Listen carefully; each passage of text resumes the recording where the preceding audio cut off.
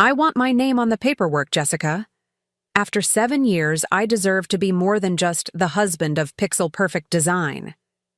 Drew's voice cut through the ambient jazz music of Corsica, Portland's most exclusive restaurant. The champagne, in my glass, poured moments earlier to celebrate our anniversary, trembled as my hand tightened around the stem. Before we jump back in, tell us where you're tuning in from, and if this story touches you, make sure you're subscribed, because tomorrow, I've saved something extra special for you. The waiter approaching with our appetizers slowed his pace, sensing the tension, then discreetly retreated. This conversation isn't appropriate for our anniversary dinner, I whispered, conscious of nearby diners. Drew's expression hardened as he leaned forward, his cologne suddenly overwhelming. When is it appropriate, then? You've been dodging this for months. I'm tired of being introduced as Jessica's husband at your industry events while you collect awards and sign new clients. Half of everything you've built happened during our marriage. His voice grew louder with each word.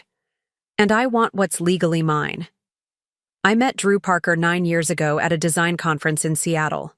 I was 28, 3 years into building my fledgling graphic design business, Pixel Perfect, sleeping 4 hours a night and pouring every cent of profit back into the company.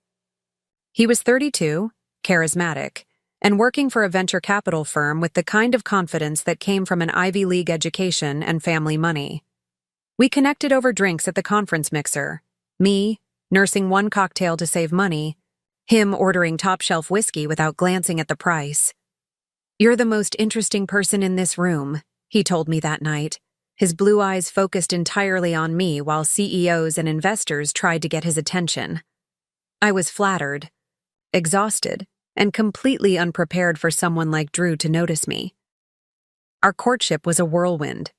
Weekend trips to wine country, surprise deliveries of lunch to my tiny office, thoughtful gifts that showed he'd been listening when I mentioned a favorite book or artist. I was working 16-hour days, trying to establish my business, and Drew seemed to understand my drive. "You remind me of the founders we invest in," he'd say admiringly. "That hunger, that vision, it's rare."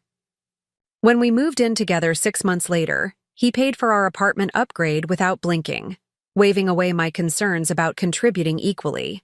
"You're investing in your business. I'm investing in our life together. That's what partners do." The proposal came at the 18-month mark during a surprise trip to Cannon Beach. Standing on the sand with haystack rocks silhouetted against the sunset, Drew presented a diamond ring that must have cost more than my annual profit margin. "You're going places, Jessica Taylor," he said, "and I want to be by your side when you get there." It was romantic, perfect, the kind of moment that should have had me saying yes without hesitation. Instead, I felt a flutter of unease.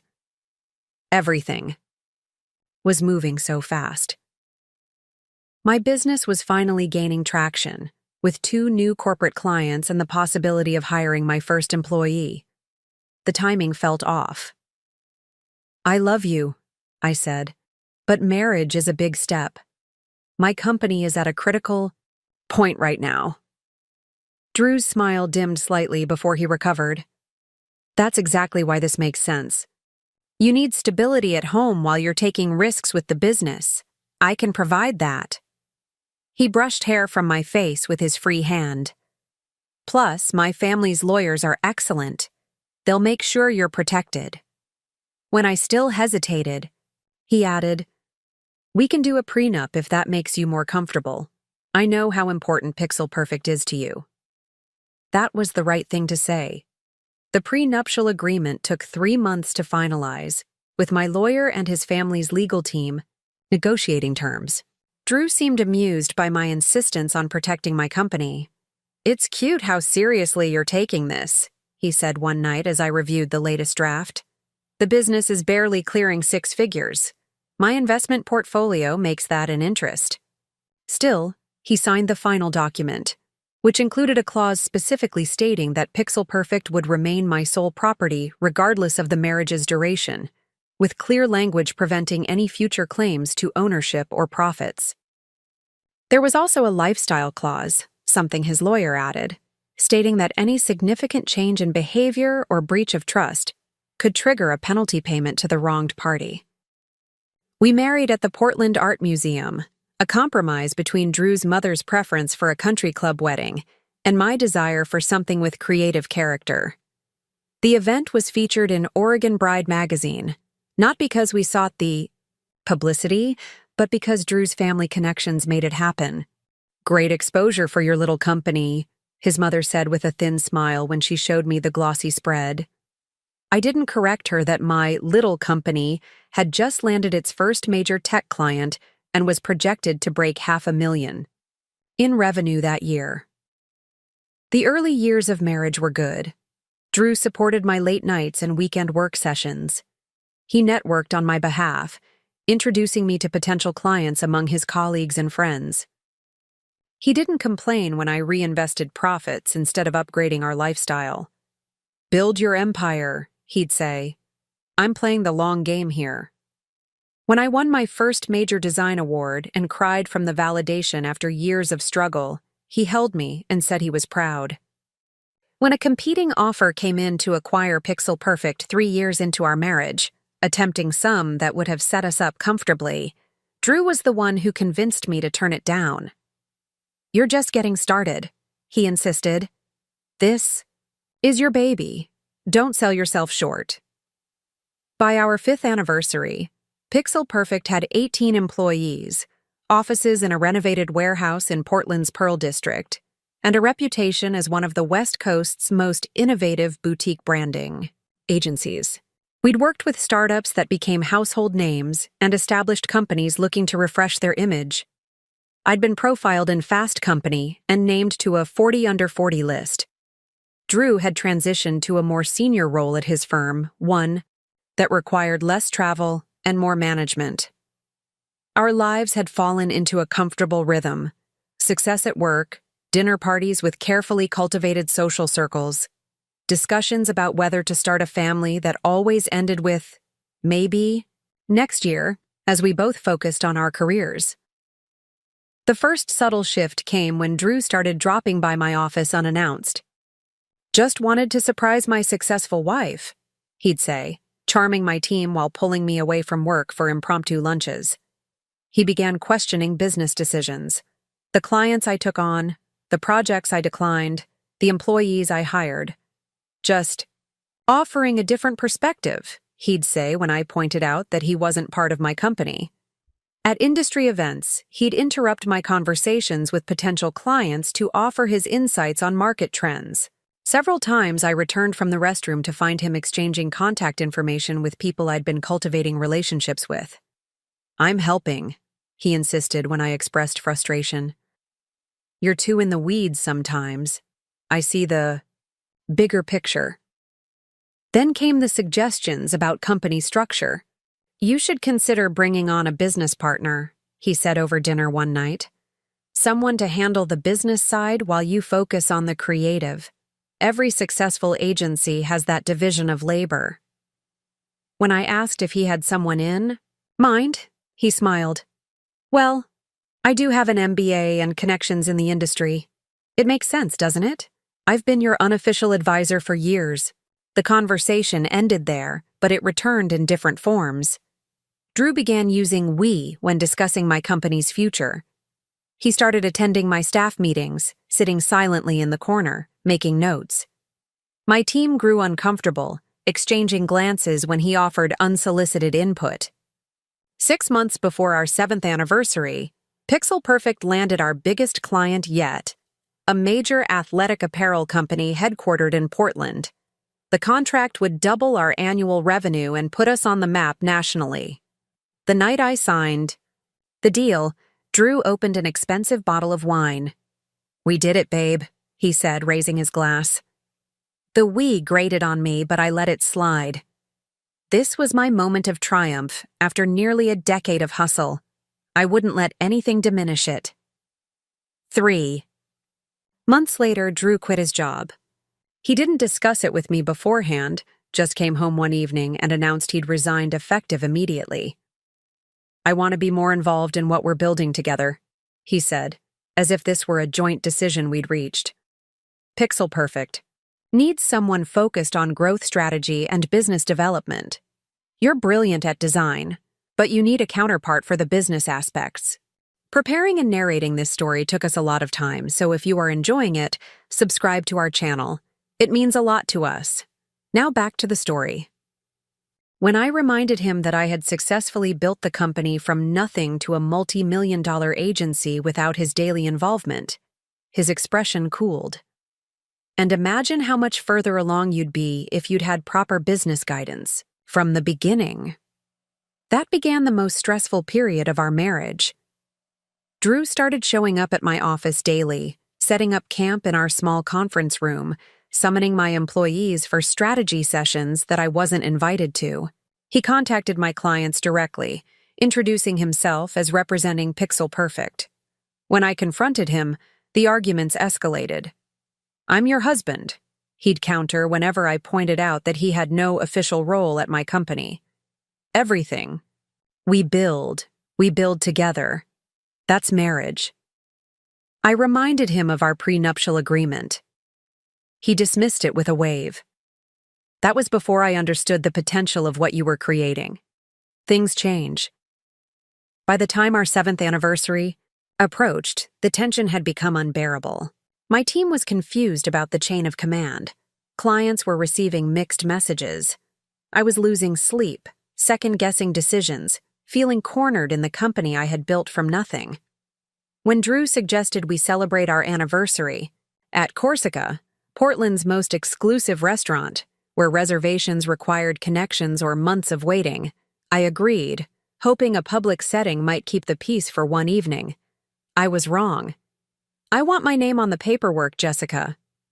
Drew's demand hung in the air between us, along with the unspoken threat behind his words.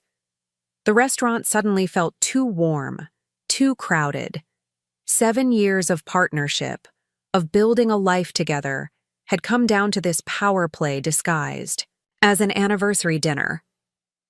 I thought about the journey, from that design conference meet cute to this moment of ultimatum.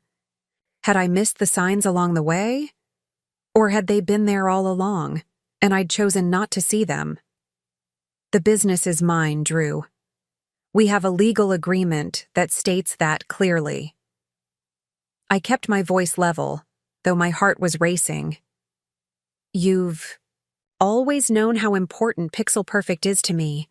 It's the reason we got a prenup in the first place." Drew's jaw tightened. "That was 7 years ago, when your company was nothing but a dream and a laptop. I've invested in this marriage, in supporting your career. I've made sacrifices. I quit my job to help you grow the business. I deserve recognition for that contribution." "You quit your job without discussing it with me," I reminded him. "That was your choice, not a mutual decision. And while I appreciate your support over the years, Pixel Perfect was profitable and award-winning before you decided to insert yourself into daily operations." Drew leaned back, studying me with an expression I couldn't quite read. "You know," he said finally, "I always admired your ambition. It's what attracted me to you in the first place. But I never expected it to come between us like this." He took a sip of his champagne. "I'm not asking for control, Jessica. Just partnership. Recognition of my role in your success."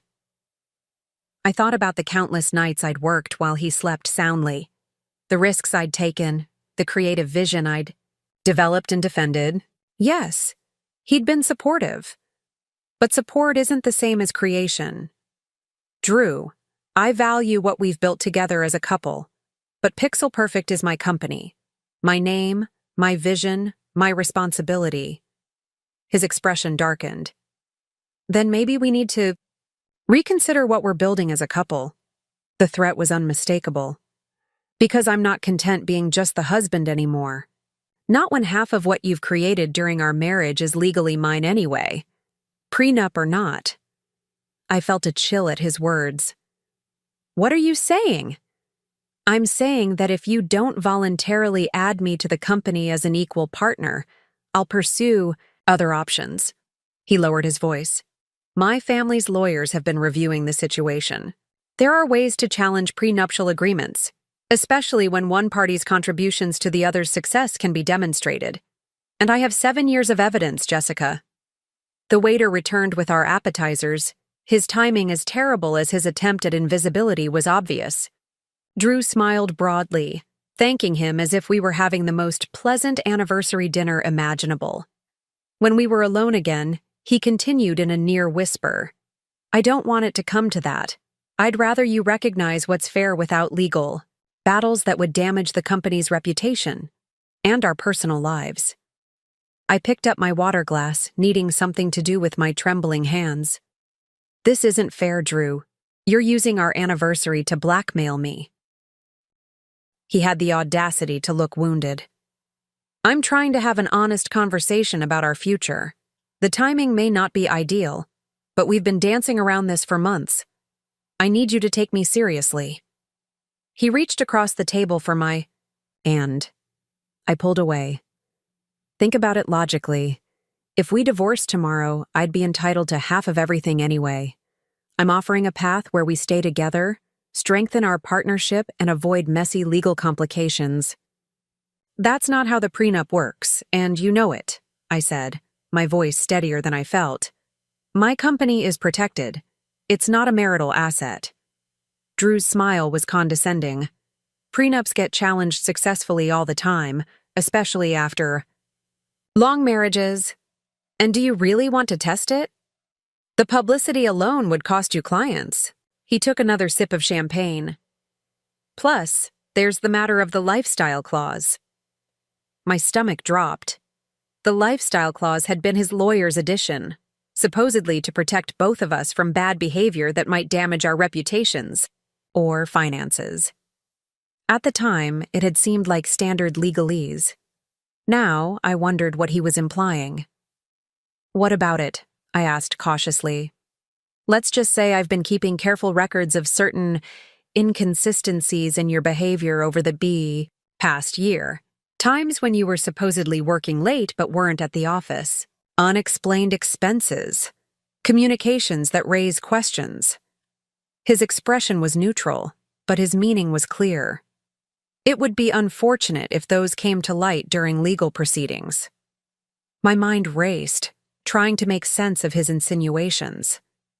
There was nothing to find, no affairs, no secret accounts, nothing that would trigger the lifestyle clause. But Drew's confident tone suggested he'd manufactured something, or was willing to. The thought made me physically ill. You'd really go that far? Make up lies about me to get what you want? I'd prefer not to, he said smoothly, which is why I'm giving you the opportunity to resolve this amicably.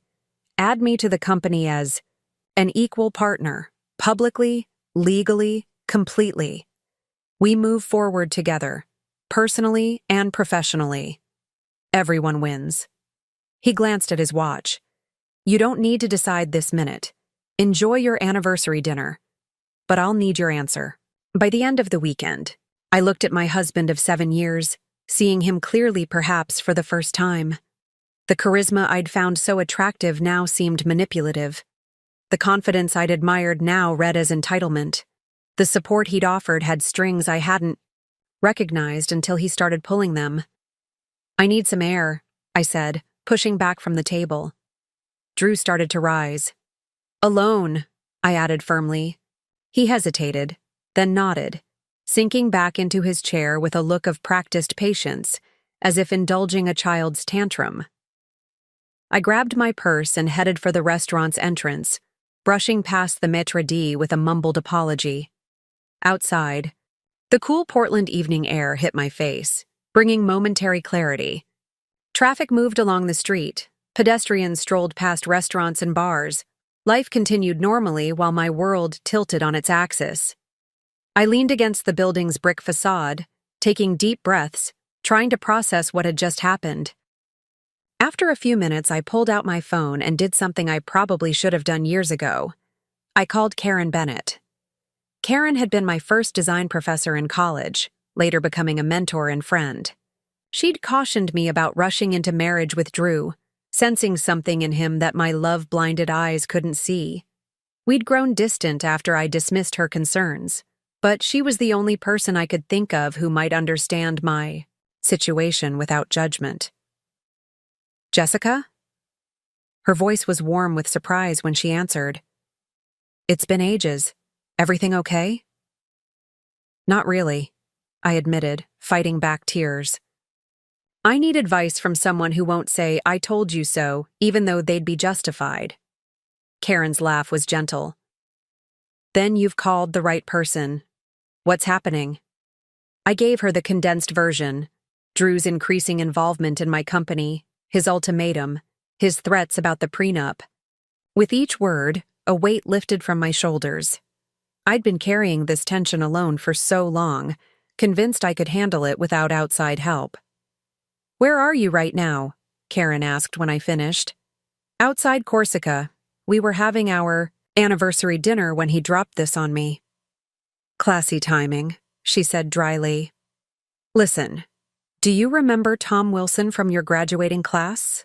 The one who went into contract law? Vaguely, I said, recalling a serious guy who'd double majored in design and pre-law. He specializes in creative business protection now, works with a lot of independent agencies and studios. You need to talk to him. Not Monday, not tomorrow, tonight. I'll text you his number. It's nearly 9 on a Friday, I protested. Trust me, call him. Tell him I sent you and it's urgent. And Jessica? Her voice softened. Whatever you decide. About your marriage, don't give up any part of your company. That's your life's work. As if on cue, my phone buzzed with Karen's text containing Tom's contact information. I hesitated for only a moment before dialing. To my surprise, he answered. On the third ring, Tom Wilson. Hi, Tom. I'm Jessica Taylor from Pixel Perfect Design. Karen Bennett suggested I call you. I'm sorry for the late hour, but she said it was urgent. My voice sounded steadier than I felt. Jessica Taylor? I've followed your work for years. That campaign you did for Cascade Brewery was brilliant. His tone was professional but friendly. If Karen says it's urgent, I believe her. What can I help with? Standing on a Portland sidewalk outside the restaurant where my husband waited, I explained my situation to a near stranger. Tom listened without interruption, occasionally asking clarifying questions about the prenup's specific language or Drew's exact words. Here's what you need to know, he said finally. Your prenup sounds solid, especially regarding the business. If it explicitly states that Pixel Perfect remains your sole property regardless of the marriage's duration, that's significant protection. The lifestyle clause is concerning, though. Those can be problematic if broadly written. What should I do? I asked, watching through the restaurant window as Drew charmed our server, playing the role of abandoned but patient husband. Don't make any decisions tonight. Don't sign anything. Tell your husband you need time to consider his proposal. Tom's voice was calm but firm. And stop by my office tomorrow morning at 9. Bring your prenup. We'll review it together and discuss options. Thank you, I said, relief washing over me at having a concrete next step. I really appreciate this. One more thing, Jessica, Tom added before hanging up. Start documenting everything. Conversations, emails, text messages, anything related to this situation. And if you have any personal items you couldn't bear to lose, consider moving them to a secure location, just as a precaution. His words sent a chill through me. This wasn't just a disagreement between spouses anymore. It was a potential legal battle. And Drew had already shown he was willing to play dirty. I took a final deep breath and returned to our table. Drew looked up with calculated concern. Everything okay? Fine, I said, picking up my napkin. Just needed some air. And have you had time to think about our discussion? His tone was light, as if we'd been debating vacation destinations rather than the future of my company and our marriage. I met his gaze steadily. I have, and you're right that this deserves serious consideration. I'd like the weekend to think it through properly. Something like triumph flickered in his eyes. He interpreted my response as wavering, as the beginning of surrender. "That's reasonable," he said, signaling for the waiter to bring our entrees. "Let's enjoy our anniversary dinner and put business aside for now." We finished the meal in a parody of normalcy, making small talk about mutual friends and upcoming social events. Drew ordered dessert and another bottle of wine, seemingly content with what he perceived as progress. I played along, all the while thinking about Tom Wilson's advice and the meeting scheduled for the next morning. As Drew drove us home, he reached across the console to take my hand. "I know tonight was difficult," he said, his voice gentle. "But you'll see, this is the right move for both of us. Together, we can take Pixel Perfect to heights you haven't even imagined."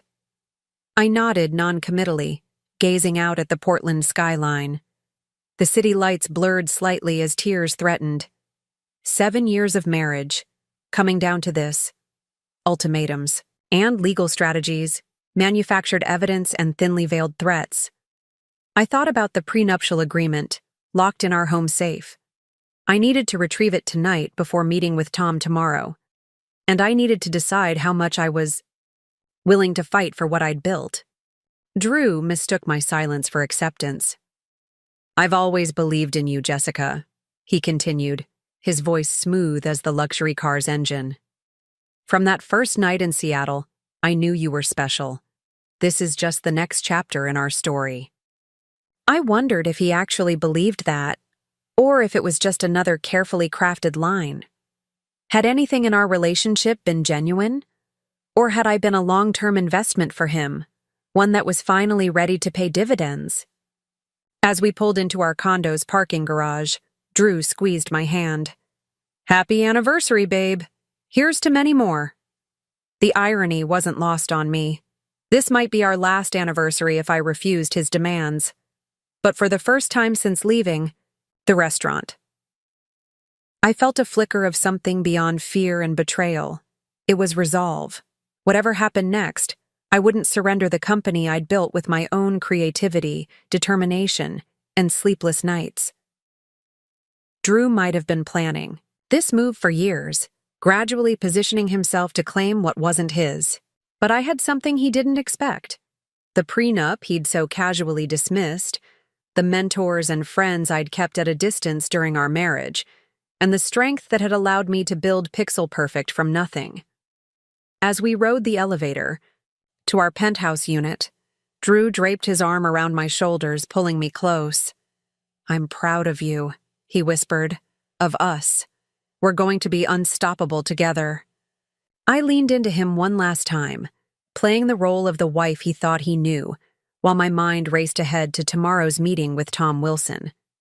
Drew had made his move. Now it was my turn. I barely slept that night, lying next to Drew in our king-sized bed, listening to his even breathing while my mind raced. The bedside clock glowed 3:17 a.m. when I finally gave up, carefully sliding out from under the covers. Drew stirred slightly, but didn't wake. I padded silently across the plush carpet to our walk-in closet, closing the door before turning on the light. At the back, behind winter coats and formal wear, was our wall safe. A wedding gift from Drew's parents, ironically enough. I dialed the combination with practiced fingers, wincing at each audible click in the quiet apartment. Inside were passports, birth certificates, insurance policies, and the document I sought, our prenuptial agreement, bound in a leather portfolio with the law firm's embossed logo. I took it to the guest bathroom, the farthest point from our bedroom, and closed the door before turning on the light. Sitting on the edge of the marble tub, I opened the portfolio and began reading the legal language I'd last reviewed 7 years ago. The business protection clause was there, exactly as I remembered. Any business owned by either party prior to the marriage, including Pixel Perfect Design, shall remain the sole property of said party regardless of the marriage's duration or dissolution. There was additional language about business assets acquired during the marriage, expansion of existing businesses, and intellectual property. I flipped to the section on the lifestyle clause, the one Drew had threatened to leverage against me. Reading it now, I noticed something I'd overlooked before. The clause was mutual. It protected both parties from significant changes in behavior, breaches of trust, or actions that could damage the reputation or financial standing of either spouse. If Drew manufactured evidence against me, wouldn't the same clause apply to his false accusations? I made a mental note to ask Tom about this in the morning. What caught my attention most, however, was a section near the end titled Procedural Safeguards. It outlined steps to be taken in the event that either party felt pressured to modify the agreement due to coercion or duress. One provision specifically addressed business ownership. If at any time during the marriage, Party A attempts to force Party B to transfer ownership or control of a protected business through threats, manipulation, or coercion, Party B may activate safeguard procedures by contacting the designated attorney. My hands trembled slightly as I read further. The safeguard procedures included immediate legal representation, financial protection measures, and, most significantly, a penalty clause against the coercing party. If activated and verified, Drew could forfeit his claim to certain marital assets. I vaguely remembered my lawyer explaining this as a deterrent against exactly the kind of pressure Drew was now applying. But in the happy glow of pre-wedding planning, I hadn't imagined we'd ever need it. At the bottom of the page was contact information for the designated attorney, not Tom Wilson, but a Patricia Mendoza at a firm in downtown Portland. I took a photo of the page with my phone, then carefully returned the prenup to its exact position in the safe. After erasing any evidence of my nighttime research, I curled up in the guest room, finally falling into a fitful sleep around 5 a.m. Drew found me there when he woke, concern etched on his handsome face. "Everything okay? You never sleep in here." His hair was tousled, his expression still soft with sleep. For a moment, he looked like the man I'd fallen in love with, not the stranger who'd threatened me at dinner. "Couldn't sleep," I mumbled, rubbing my eyes. "Didn't want to disturb you with my tossing and turning." He sat on the edge of the bed, placing a warm hand on my shoulder.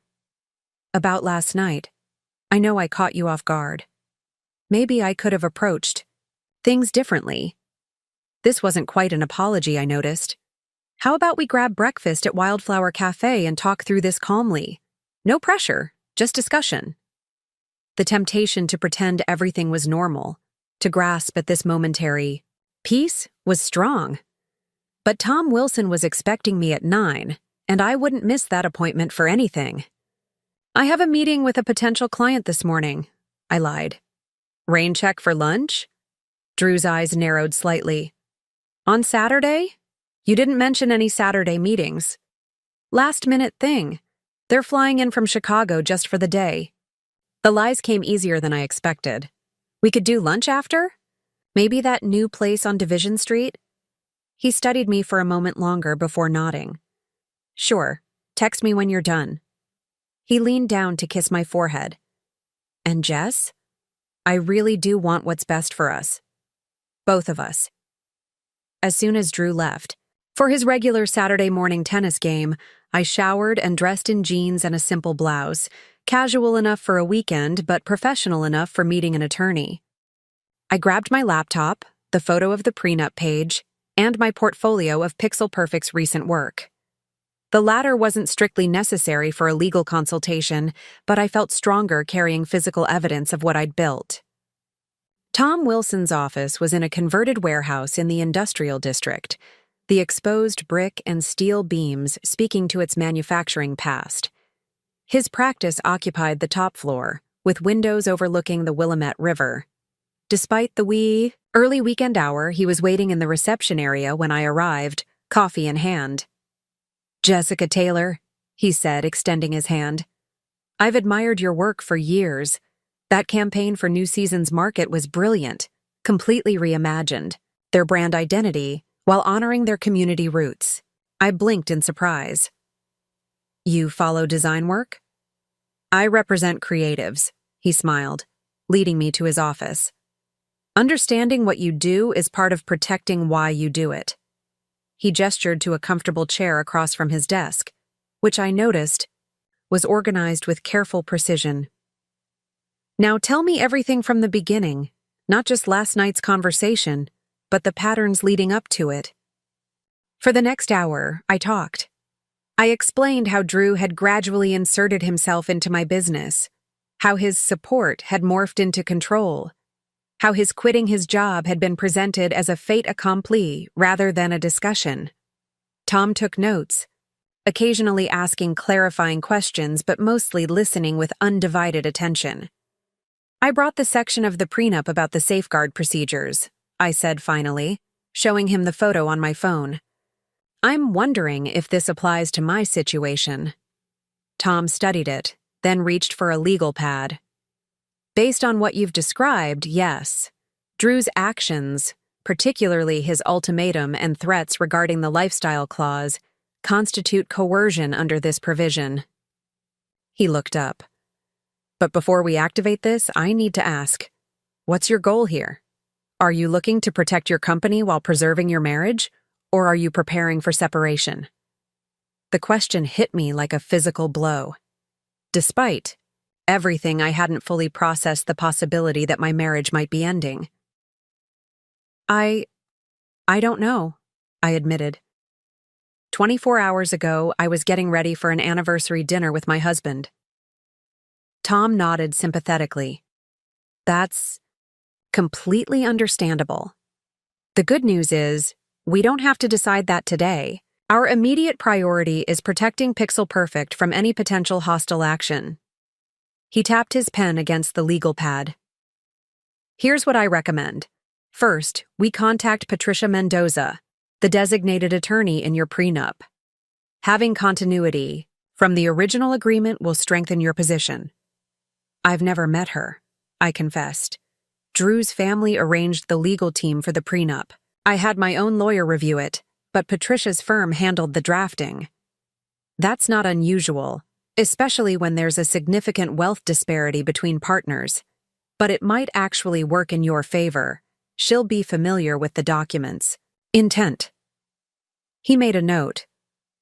Second, we need to secure your business assets immediately. Does Drew have access to company accounts, contracts, client information, or intellectual property? I thought about it. He has keys to the office, and he knows the Wi-Fi password. But he doesn't have admin access to our servers or banking. I've kept those separate. Good, let's keep it that way. Change passwords where possible, and we'll talk to your IT team about additional security measures on Monday. He continued, making notes. Third, documentation. Start keeping detailed records of all interactions with Drew, especially anything related to the business. Save texts, emails, voicemails. If you have conversations in person, write them down afterward with as much detail as you can remember. It felt surreal, discussing my marriage in such clinical terms. This feels extreme, I said quietly, like I'm preparing for war with someone I love. Tom set down his pen. Jessica, I understand this is difficult, but based on what you've told me, Drew is already treating this as adversarial. He made threats. He suggested he had manufactured evidence against you. He gave you an ultimatum. His voice was gentle but firm. You're not escalating. You're protecting yourself against someone who's already escalated. Deep down, I knew he was right. The Drew who'd charmed me at that Seattle conference years ago seemed increasingly like a carefully constructed facade. The real Drew, the one who believed he was entitled to my company simply because he was my husband, had been revealing himself gradually over years, and unmistakably last night. What about this Patricia Mendoza? I asked. Should I call her today? Let me reach out first, Tom suggested, attorney to attorney. I'll explain the situation and see if she's available for a meeting Monday morning. In the meantime, he hesitated. I need to ask a personal question. Do you feel safe going home? Based on what you've described, Drew's behavior is controlling, but not physically threatening. However, if that changes, or if you're uncomfortable, we should discuss alternatives. The question caught me off guard. Did I feel unsafe with Drew? He'd never been physically aggressive, never even raised his voice substantially. His methods were subtler: charm, manipulation, implied threats. "I think I'm okay for now," I said slowly. "But I appreciate the concern." Tom nodded. "Trust your instincts. If anything changes, call me immediately, day or night." He handed me his card with his personal cell number written on the back. "For now, try to maintain normalcy. Don't confront Drew about the prenup or mention that you're seeking legal advice. The element of surprise is valuable here." I left Tom's office feeling strangely lighter. The situation remained dire, but I had a plan, professional support, and, most importantly, confirmation that I wasn't overreacting. Drew's behavior was problematic enough to warrant legal intervention. That validation alone was worth the consultation fee. Drew texted while I was driving away from Tom's office. "Tennis running long. How about we meet at home instead of lunch? I'll pick up food." I replied with a casual, "Sounds good. See you there." But my stomach knotted at the thought of facing him now, pretending everything was normal when I'd just set legal wheels in motion. Our condo was quiet when I arrived. I used the time alone to do what Tom had suggested: secure my digital life. I changed passwords on my personal email, cloud, storage, and social media accounts. I searched the condo for any business documents I might have brought home, gathering them to return to the office on Monday. I even checked my phone for tracking apps, though I found nothing suspicious. When Drew arrived an hour later, carrying bags from our favorite Thai restaurant, he moved with the easy confidence of someone who believed the battle was already won. "Productive meeting?" he asked, unpacking containers of pad thai and green curry. "Very," I replied truthfully. "This new client has an interesting vision. I think we'll be able to help them." At least that part wasn't a lie. Tom Wilson was, indeed, helping me with my vision for the future. Drew poured wine for both of us. "I've been thinking about our conversation last night," he said, handing me a glass. I realized the timing wasn't ideal. Anniversary dinner should be about celebration, not business discussions. He raised his glass. "To us, and to better timing." I clinked my glass against his automatically, taking a small sip while wondering if this was a genuine attempt at reconciliation or just another tactical shift. "Better timing would be welcome," I said carefully. "That's why I thought we could set aside the weekend for us. No business talk, no company discussions, just husband and wife enjoying time together." His smile was warm, his eyes crinkled at the corners the way they did when he was being sincere, or at least when he wanted to appear sincere. Monday is soon enough to talk about Pixel Perfect's future. Part of me wanted to accept this olive branch, to sink into the comfortable patterns of our marriage and pretend last night never happened. But Tom's words echoed in my head. Drew was treating this as adversarial. His sudden desire to postpone? The conversation wasn't consideration for my feelings. It was a strategic retreat. "That sounds nice," I lied, matching his smile with one of my own. "I could use a break from thinking about work." We spent the day in an elaborate charade of normalcy. We watched a documentary Drew had been wanting to see, took a walk along the riverfront, and prepared dinner together, activities we'd enjoyed during happier times in our marriage. Drew was attentive, charming, touching my arm or the small of my back whenever he passed by, as if physical connection could bridge the chasm that had opened between us. By evening, the constant performance had left me exhausted. When Drew suggested opening a bottle of the expensive Cabernet we'd been saving for a special occasion, I begged off, claiming a headache from too much screen time during the documentary. He looked disappointed but didn't press the issue, bringing me ibuprofen and water instead of wine. As I lay in bed that night, I wondered if this considerate version of Drew was another manipulation, or if some part of him truly cared for me, beyond what I could provide professionally. Sunday passed in similar fashion: brunch at our favorite spot in the Pearl District, a gallery opening Drew had read about in the Oregonian, dinner with friends who commented on what a power couple we were. Through it all, Drew maintained the fiction that everything was perfect between us, and I played my part with growing weariness. Monday morning couldn't come quickly enough. I woke before dawn, claiming an early client call as excuse to leave, while Drew still slumbered. The city was peaceful at 6 a.m., streets empty except for delivery trucks and early commuters. I drove to my office, using the quiet hours to prepare for whatever the day might bring. The pixel-perfect offices were still, dark when I arrived, the open workspace filled with emptiness that would soon give way to the creative energy of my team. I walked through slowly, looking at the space I'd built.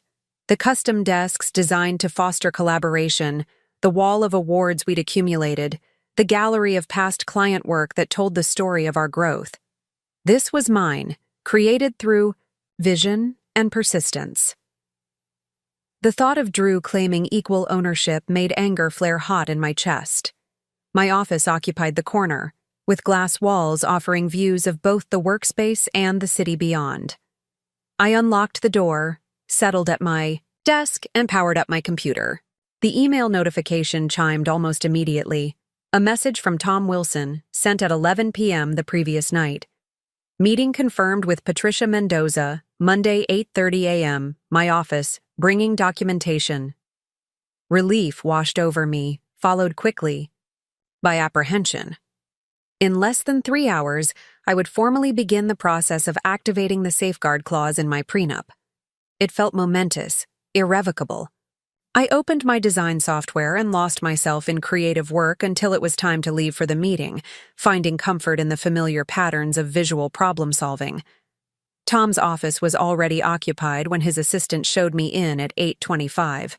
Patricia Mendoza was nothing like I'd imagined. I'd pictured someone similar to Drew's family lawyer, silver-haired, patrician, intimidating. Instead, she was a compact woman in her 40s with a direct gaze and no-nonsense demeanor.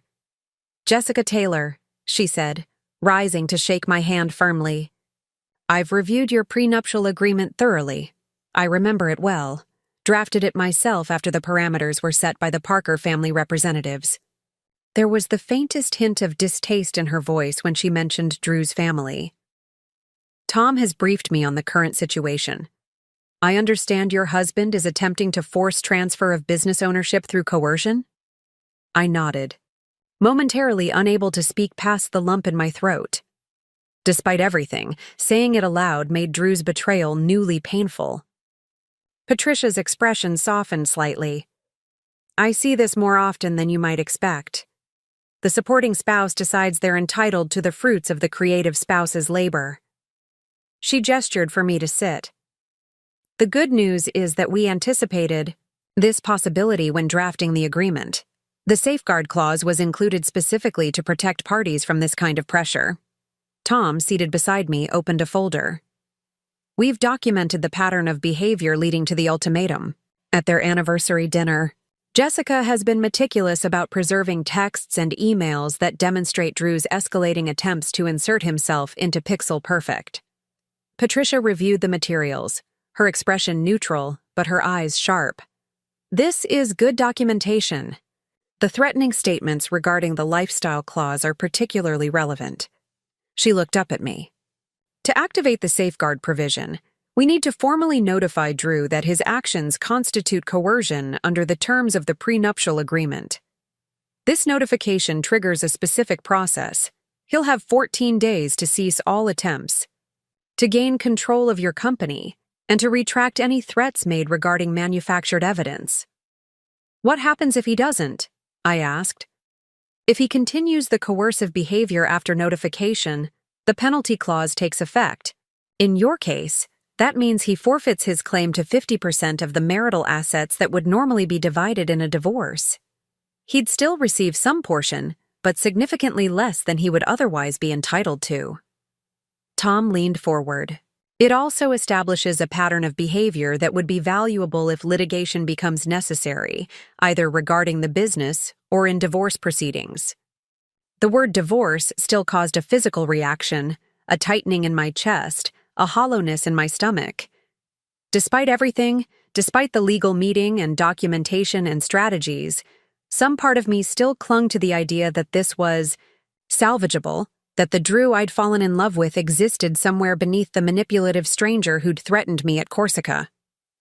"Once we send this notification, there's no going back," Patricia cautioned, seeming to read my thoughts.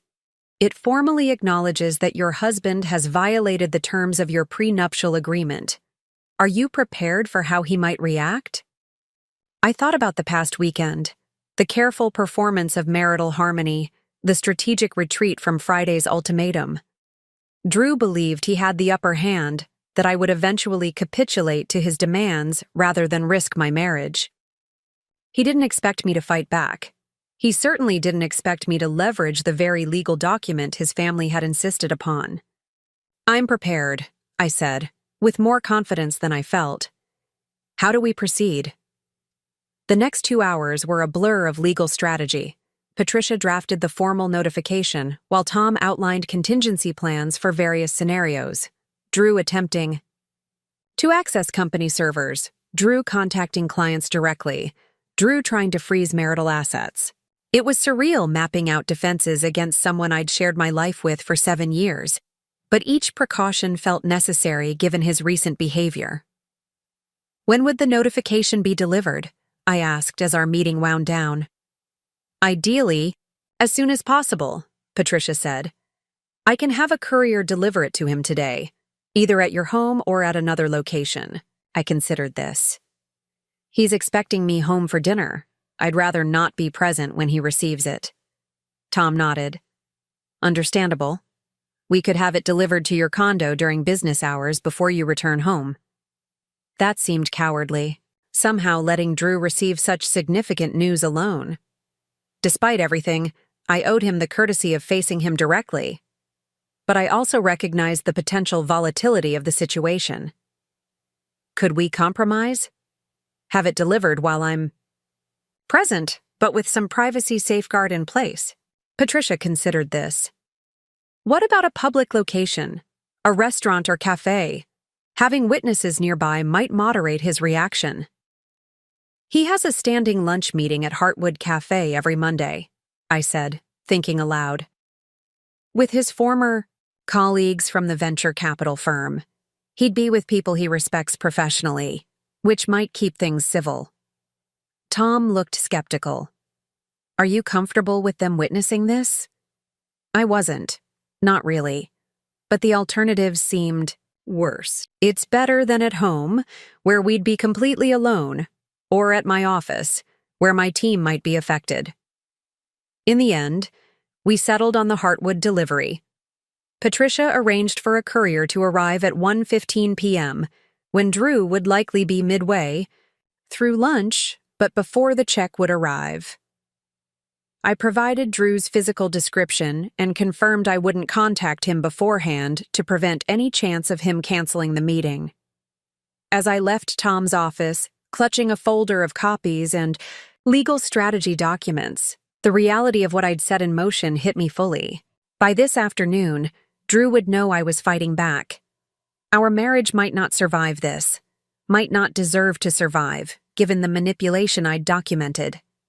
The thought brought both grief and a strange sense of liberation. I texted Drew, a casual message about working late, and grabbed dinner with the team, adding that I'd see him at home later. He replied almost immediately, "Missing you. Bring home dessert from that place on Burnside?" So normal, so married, as if he hadn't threatened to destroy everything I'd built unless I handed him half of it. Back at the office, I called Karen, needing to hear a friendly voice. She answered on the first ring. "How did it go with Tom?" "We're activating the safeguard clause," I said, the words still feeling foreign in my mouth. "Drew gets formal notification today. Are you okay?" The simple question, asked with genuine concern, nearly broke me. "I don't know," I admitted. "Part of me keeps thinking this is all a misunderstanding, that if we just talked it through—" My voice trailed off. "That's normal," Karen said gently. "You're grieving the relationship you thought you had. But Jessica, listen to me. What Drew did goes beyond a disagreement or miscommunication. He tried to take something that belongs to you through threats and manipulation. That's not love. I knew she was right. The Drew who loved me, who believed in me, who encouraged my independence. That man would never have issued ultimatums or implied he had manufactured evidence against me. Whether that version of Drew had been real or just a carefully crafted persona, he was gone now. The man wearing his face was someone else entirely. "What happens after the notification?" Karen asked. "He has 14 days to back off completely. No more attempts to gain control of Pixel Perfect. No more threats. If he complies, we could potentially move forward, maybe with counseling." Even as I said it, I knew how unlikely that scenario was. Drew's sense of entitlement ran too deep. If he doesn't comply, the penalty clause kicks in, and he loses a significant portion of marital assets in any divorce. Karen was silent for a moment. "Do you want to stay somewhere else tonight? My guest room is always open."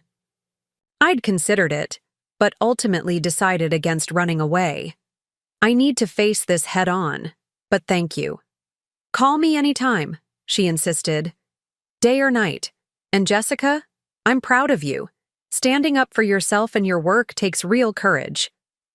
After hanging up, I threw myself into design work, losing track of time until my phone buzzed with a text from Patricia at 1:22 p.m. Notification delivered. Courier reports recipient appeared shocked, but maintained composure. No verbal response. I stared at the message, imagining the scene. Drew at his regular table with former colleagues, the courier approaching with the legal envelope. The moment of recognition as he read the formal notification that his wife was invoking legal protection against him. What was he thinking now? Was he angry, hurt, calculating his next move? All three? The answer came at 2:17 p.m. when my office phone rang. My assistant's voice was unusually hesitant. "Jessica, your husband is on line 1. He sounds upset." I took a deep breath, squared my shoulders, and picked up the receiver. "Drew." "What the hell is this?" His voice was tightly controlled, but I could hear the fury simmering beneath the surface. "I'm having lunch with colleagues and suddenly I'm served with legal papers accusing me of coercion and threatening behavior? Are you out of your mind? You gave me an ultimatum, Drew. You threatened to manufacture evidence against me if I didn't add you to my company. What did you expect? I expected my wife to discuss concerns with me directly, not ambush me with lawyers." The veneer of control was slipping. "Do you have any idea how this looks? What people will think?" The fact that his first concern was appearance rather than our relationship spoke volumes. "You should have thought about that before threatening me at our anniversary dinner." A brief silence. Then his voice dropped to a dangerous quiet. "You've made a serious mistake, Jessica. I was trying to help you, to elevate your little company beyond what you could achieve alone. Now you've turned this into legal warfare." I heard him exhale sharply. "I'll be staying at the Nines tonight. Don't wait up." He hung up before I could respond. I sat motionless, the receiver still in my hand, processing what had just happened. Drew's reaction confirmed everything Tom and Patricia had warned me about. He viewed my legal protection as an attack rather than a defense. There would be no easy resolution, no sudden realization of wrongdoing on his part. The battle lines were drawn. I replaced the receiver slowly, feeling a strange calm settle over me. The uncertainty was gone. Whatever came next, whether fighting to save my marriage or preparing for its end, I would face it with clear eyes and the knowledge that I had taken the first step toward protecting what I'd built. Pixel Perfect was mine, and no amount of manipulation or legal maneuvering would change that. For the first time since Drew's ultimatum, I felt not just resolve but something approaching hope. This wasn't the end of my story, just the beginning of a new chapter. The 2 weeks following the delivery of the legal notification became a masterclass in emotional warfare. Drew returned from the Nines Hotel the next day, his anger replaced by a calculated charm offensive. He arrived with flowers, peonies, my favorite, and an expensive bottle of wine. "I overreacted," he said, standing in our kitchen with an expression of practiced contrition. "We should be able to discuss this as partners, not adversaries." His voice was soft, reasonable, the voice of the man I'd married. But his eyes remained cold, evaluating my response like a chess player anticipating his opponent's next move. I accepted the flowers with caution, placing them in water while maintaining emotional distance. "I agree that communication is important," I said carefully. But threatening me was never acceptable. Drew winced at the word threatening, as if I'd slapped him. "I never threatened you, Jess. I was frustrated and expressed myself poorly, but my intentions were good." He moved closer, his cologne, the one I'd given him last Christmas, enveloping me in familiar scent. "You've built something incredible with Pixel Perfect. I just want to protect and expand what you've created." His words were perfect, his tone sincere. 6 months ago, I might have believed him completely. Now, with Tom and Patricia's warnings, fresh in my mind, I recognized the subtle manipulation, the reframing of his ultimatum as concern, the implication that I was overreacting, the strategic use of intimacy to disarm me. "I appreciate that," I said, stepping back slightly. "But I need space right now to think about everything." Drew's jaw tightened momentarily before he nodded with apparent understanding. "Of course. Space and time." He retreated to his office, leaving me alone in the kitchen with my thoughts and the faint scent of peonies mixing with his lingering cologne. That night established the pattern for the days that followed. Drew maintained a performance of perfect husbandly behavior. Cooking. Elaborate meals, inquiring about my day, respecting the physical distance I'd established by sleeping in the guest room. He didn't mention Pixel Perfect, the prenup notification, or his previous demands. To an outside observer, he would have appeared thoughtful, patient, the model of a spouse giving their partner needed space during a difficult time. But there were moments when the mask slipped, when I'd catch him watching me with calculation rather than affection, when his phone would ping with messages he'd quickly hide, when his questions about my schedule seemed designed to track my movements rather than express interest in my life. During those moments, I knew with cold certainty that nothing had changed. Drew was waiting out the 14-day response period, playing the devoted husband while strategizing his next move. At the office, I worked with Tom Wilson to implement security protocols that would protect Pixel Perfect from any potential sabotage. We changed security codes on the building entrances, updated server passwords, and instructed the reception staff to restrict Drew's previously unlimited access. My team noticed the changes, of course. The curious glances and whispered conversations didn't escape my attention, but I kept explanations minimal.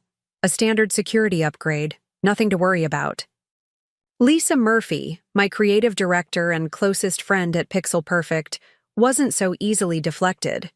She cornered me in the supply closet on Thursday, her expression a mixture of concern and determination.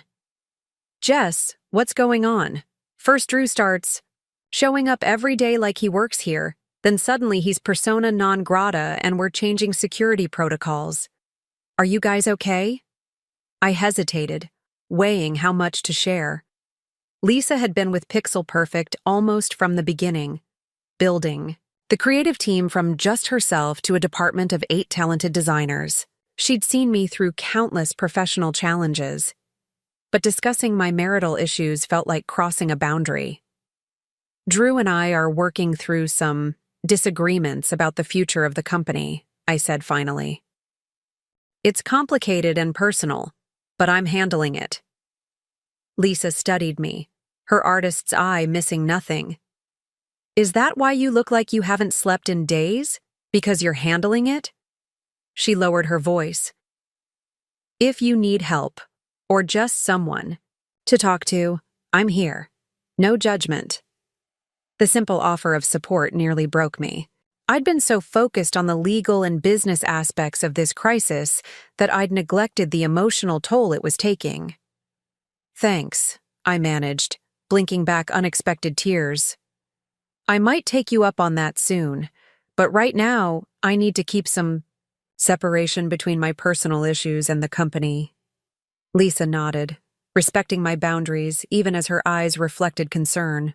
Just remember you built a team, not just a company. We have your back, whatever's happening. Her words stayed with me throughout the day, a counterbalance to the isolation I'd been feeling. I'd been so afraid of Drew's interference affecting my team that I'd overlooked how much strength I might draw from the community I'd built at Pixel Perfect. These were people who respected my vision, who'd chosen to join me in building something meaningful. Their loyalty wasn't to Drew or his connections. It was to the creative culture we'd developed together. That evening, I left work earlier than I had all week, stopping at a small boutique to purchase new pajamas and toiletries before checking into the Sentinel, a historic hotel downtown. I needed one night away from the emotional theater of my condo. One night without analyzing Drew's every expression and word for hidden meaning. I texted him a brief message. Working late, then drinks with clients. Don't wait up, and turned. Off my phone before he could reply. The hotel room was a sanctuary, simple but elegant with its high ceilings and vintage furnishings. I ordered room service, took a long bath in the clawfoot tub, and for the first time in days, slept deeply and dreamlessly.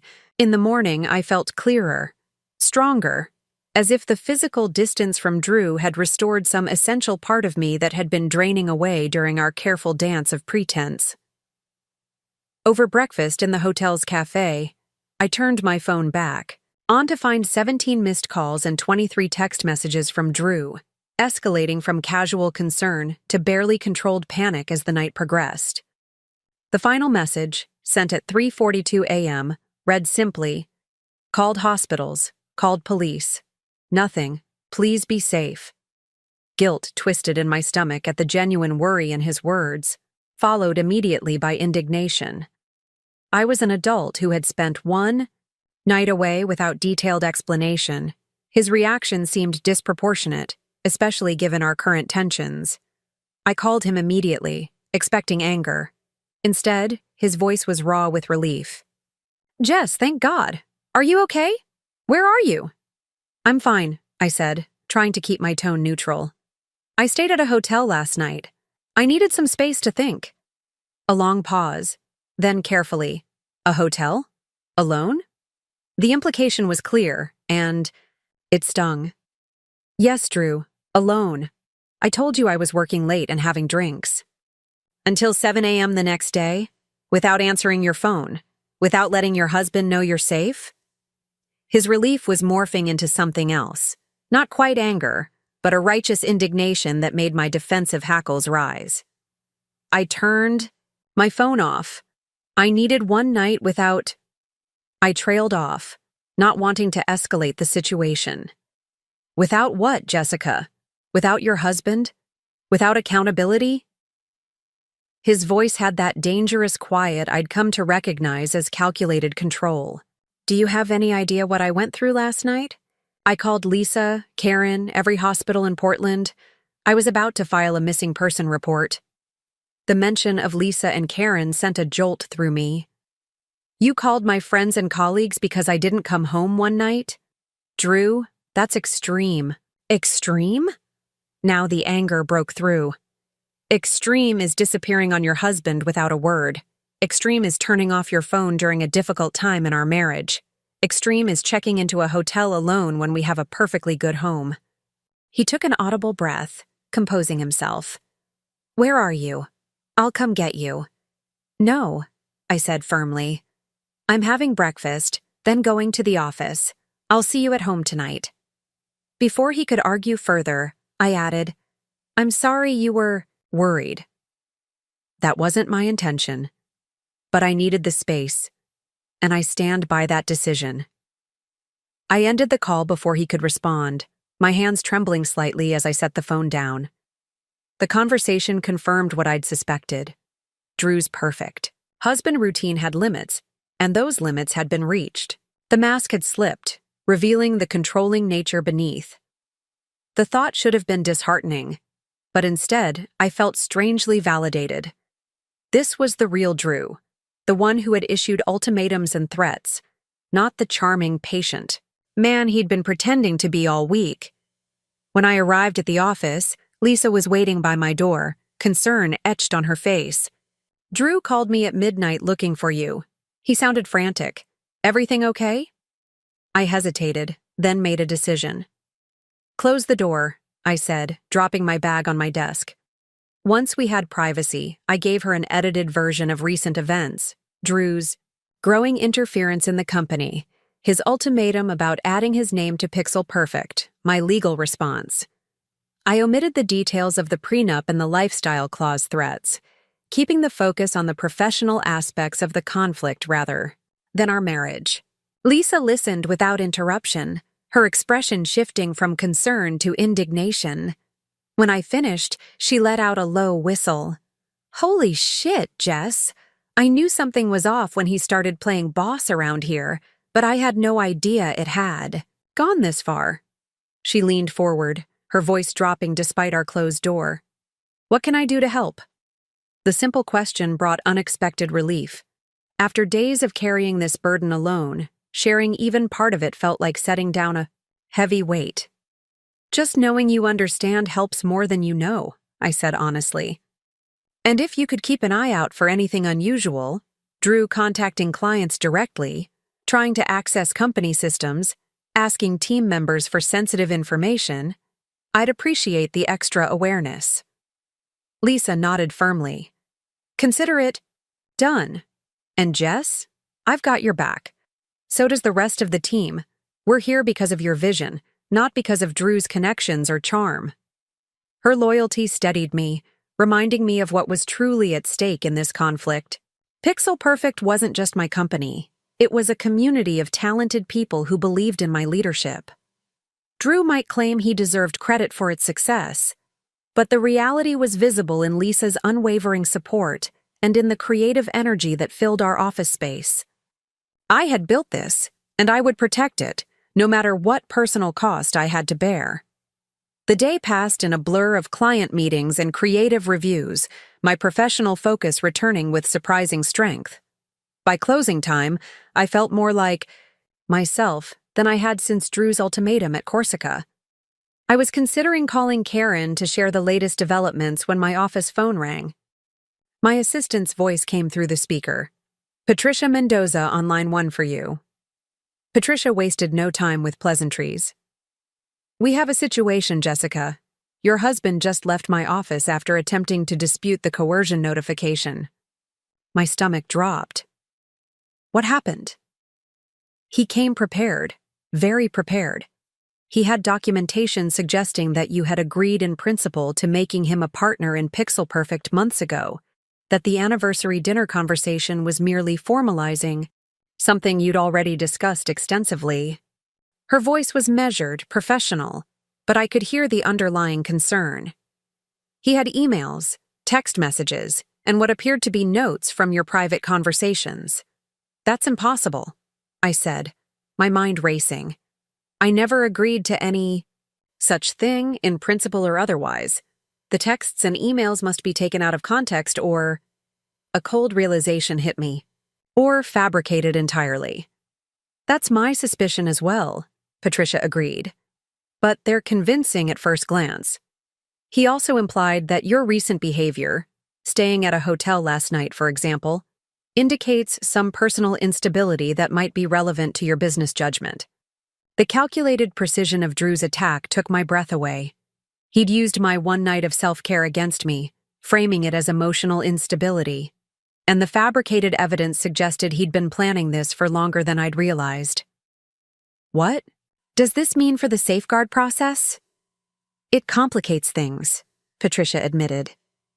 "The safeguard clause is predicated on clear coercion. If Drew can muddy the waters with evidence, even manufactured evidence, that you had previously agreed to his partnership, it creates doubt about whether his request constitutes coercion or simply the formalization of an existing agreement. Anger flared, hot and clarifying. So he can just lie, create fake evidence, and undermine a legal protection specifically designed for this situation. Not necessarily, Patricia said. His claims need verification. I've advised him that we'll need to authenticate any evidence he's presented, including metadata analysis of the digital communications. That buys us some time. She paused. However, I'm concerned about his next moves. This level of preparation suggests he's not going to back down within the 14-day window. I thought about Drew's performance over the past week, the perfect husband act, the strategic patience, the calculated concern. He'd been planning this counter move all along, gathering or creating evidence while pretending to respect my need for space. What do you recommend?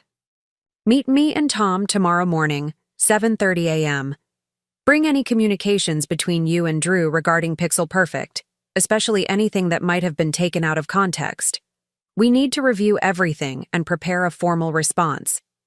Her voice softened slightly. And Jessica? Be careful tonight. Don't confront him about this visit to my office unless he brings it up first. We want to see what he's willing to reveal voluntarily. After hanging up, I sat motionless at my desk, processing this new development. The scale of Drew's deception was breathtaking. He'd not only threatened me at our anniversary dinner, but had apparently been laying groundwork for a legal counteroffensive for some time. The loving husband I thought I knew seemed increasingly like a carefully constructed facade, designed to advance his own interests at any cost. I gathered my things slowly, dreading the return to our condo. The thought of facing Drew after learning about his visit to Patricia, of maintaining a neutral expression while knowing he was actively working to undermine me, felt overwhelming. For a moment, I considered checking back into the Sentinel, avoiding the confrontation entirely, but that would only provide more ammunition for his claims about my instability.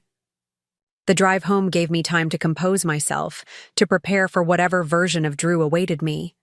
The charm offensive, the concerned husband, or perhaps now the righteous accuser. I rehearsed responses in my mind, determined to reveal nothing. About my conversation with Patricia while gathering any information he might voluntarily provide. Our condo was filled with the aroma of cooking when I arrived, something with garlic and wine that would normally have made my mouth water. Drew emerged from the kitchen in an apron, wooden spoon in hand, the very picture of domestic contentment. "You're home," he said, his smile warming his eyes in a way that seemed genuinely affectionate. "Just in time. Dinner's almost ready." I set my bag down slowly, studying him. There was no hint of a man who had spent his day attempting to legally outmaneuver his wife. No trace of the anger from our morning phone call. This was Drew at his most charming, his most disarming. "Smells delicious," I said, matching his casual tone. "What are we having?" "Coq au vin," he replied, returning to the kitchen with me following cautiously. "Your favorite. I thought after the stress of last night we could use a good meal and maybe a real conversation." He stirred the fragrant mixture, then turned to face me, his expression open and earnest. "I overreacted this morning. You're an adult, you needed space, and I should have respected that instead of calling everyone we know." The apology seemed sincere, which only heightened my sense of disorientation. How could the same man who had been carefully building a case against me all week now stand in our kitchen, apologizing with apparent genuineness? "Thank you for understanding," I said carefully. "It was just one night. I needed to clear my head." Drew nodded, turning back to the stove. "I get it. This has been hard on both of us." He glanced over his shoulder, his expression thoughtful. "I've been doing some thinking today about Pixel Perfect and us, about how we move forward." Here it comes, I thought, bracing myself for whatever new angle he'd developed. "Oh?" Yeah. He plated the chicken dish with practiced precision, adding a sprig of thyme for presentation. I think I approached this all wrong. Making demands, getting lawyers involved. That's not how partners should handle things. He carried our plates to the dining table, which I now noticed had been set with our best dishes and tall candles. What I should have done was ask what role you envision for me in Pixel Perfect's future, if any. What would make you comfortable? The strategic retreat was masterful, softening his position while maintaining his underlying goal, appearing reasonable and collaborative rather than demanding. If I hadn't known about his visit to Patricia, I might have been tempted to believe this change of heart was genuine. That's a different approach, I acknowledged, taking my seat across from him. Drew poured wine for both of us, his movements graceful and confident. I realized something today. Pixel Perfect is your creation, your vision. I've been so focused on what I think I deserve that I haven't fully recognized what you've built. He raised his glass in a toast. To your incredible achievement, and to finding a path forward that honors that. I clinked my glass against his, automatically, taking a small sip while my mind raced. Was this just another performance? Or had my legal response genuinely caused him to reconsider his approach? Either way, I needed to be careful. I appreciate that, Drew. It means a lot to hear you acknowledge Pixel Perfect as my creation. Dinner proceeded with surprising pleasantness, Drew asking thoughtful questions about current projects and sharing amusing anecdotes from his tennis group. He didn't mention his visit to Patricia or directly reference the prenup notification. Instead, he created an atmosphere of normalcy so convincing that I found myself relaxing despite my better judgment, laughing at his stories and momentarily forgetting the legal chess match unfolding between us.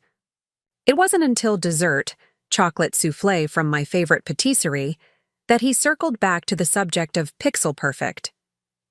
I've been thinking about alternative ways I could contribute to the company without formal partnership, he said, casually, as if this were simply an extension of our comfortable dinner conversation, maybe as a consultant on business strategy, or helping with investor relations, something that leverages my background without changing the ownership structure you've established.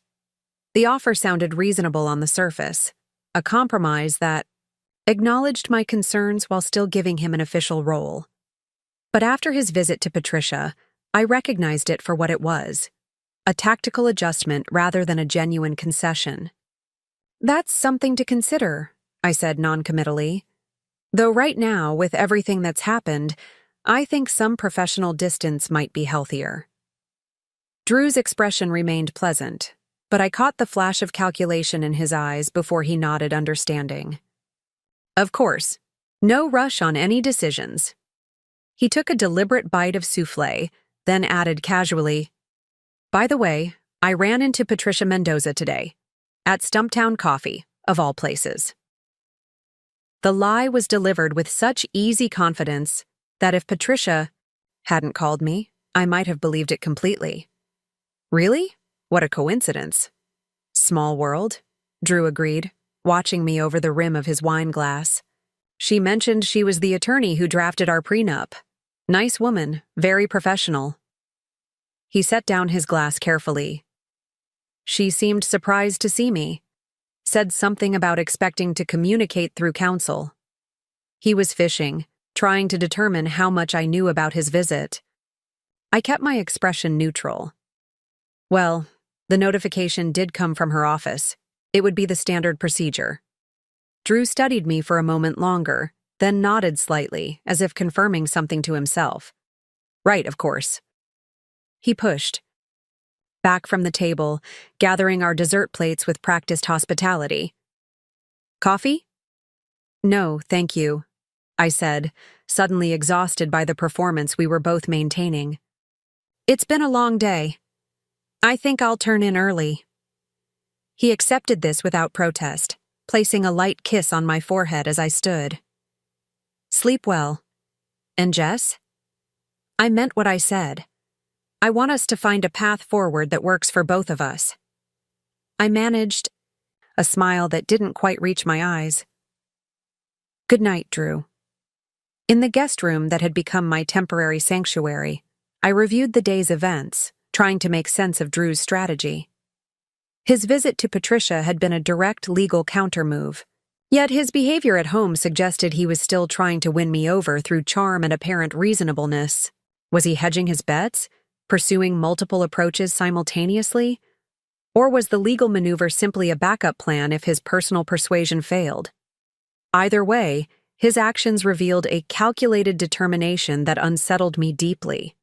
The man I married, or thought I married, would have been incapable of such seamless deception. He would have been genuinely hurt by my withdrawal, genuinely concerned when I didn't come home. This Drew, who could fabricate evidence and lie about coincidentally meeting my attorney while cooking my favorite meal and inquiring about my day with apparent sincerity, was someone I didn't recognize at all. I set my alarm for 6 a.m., determined to leave the condo before Drew woke. Tomorrow's meeting with Patricia and Tom would be crucial.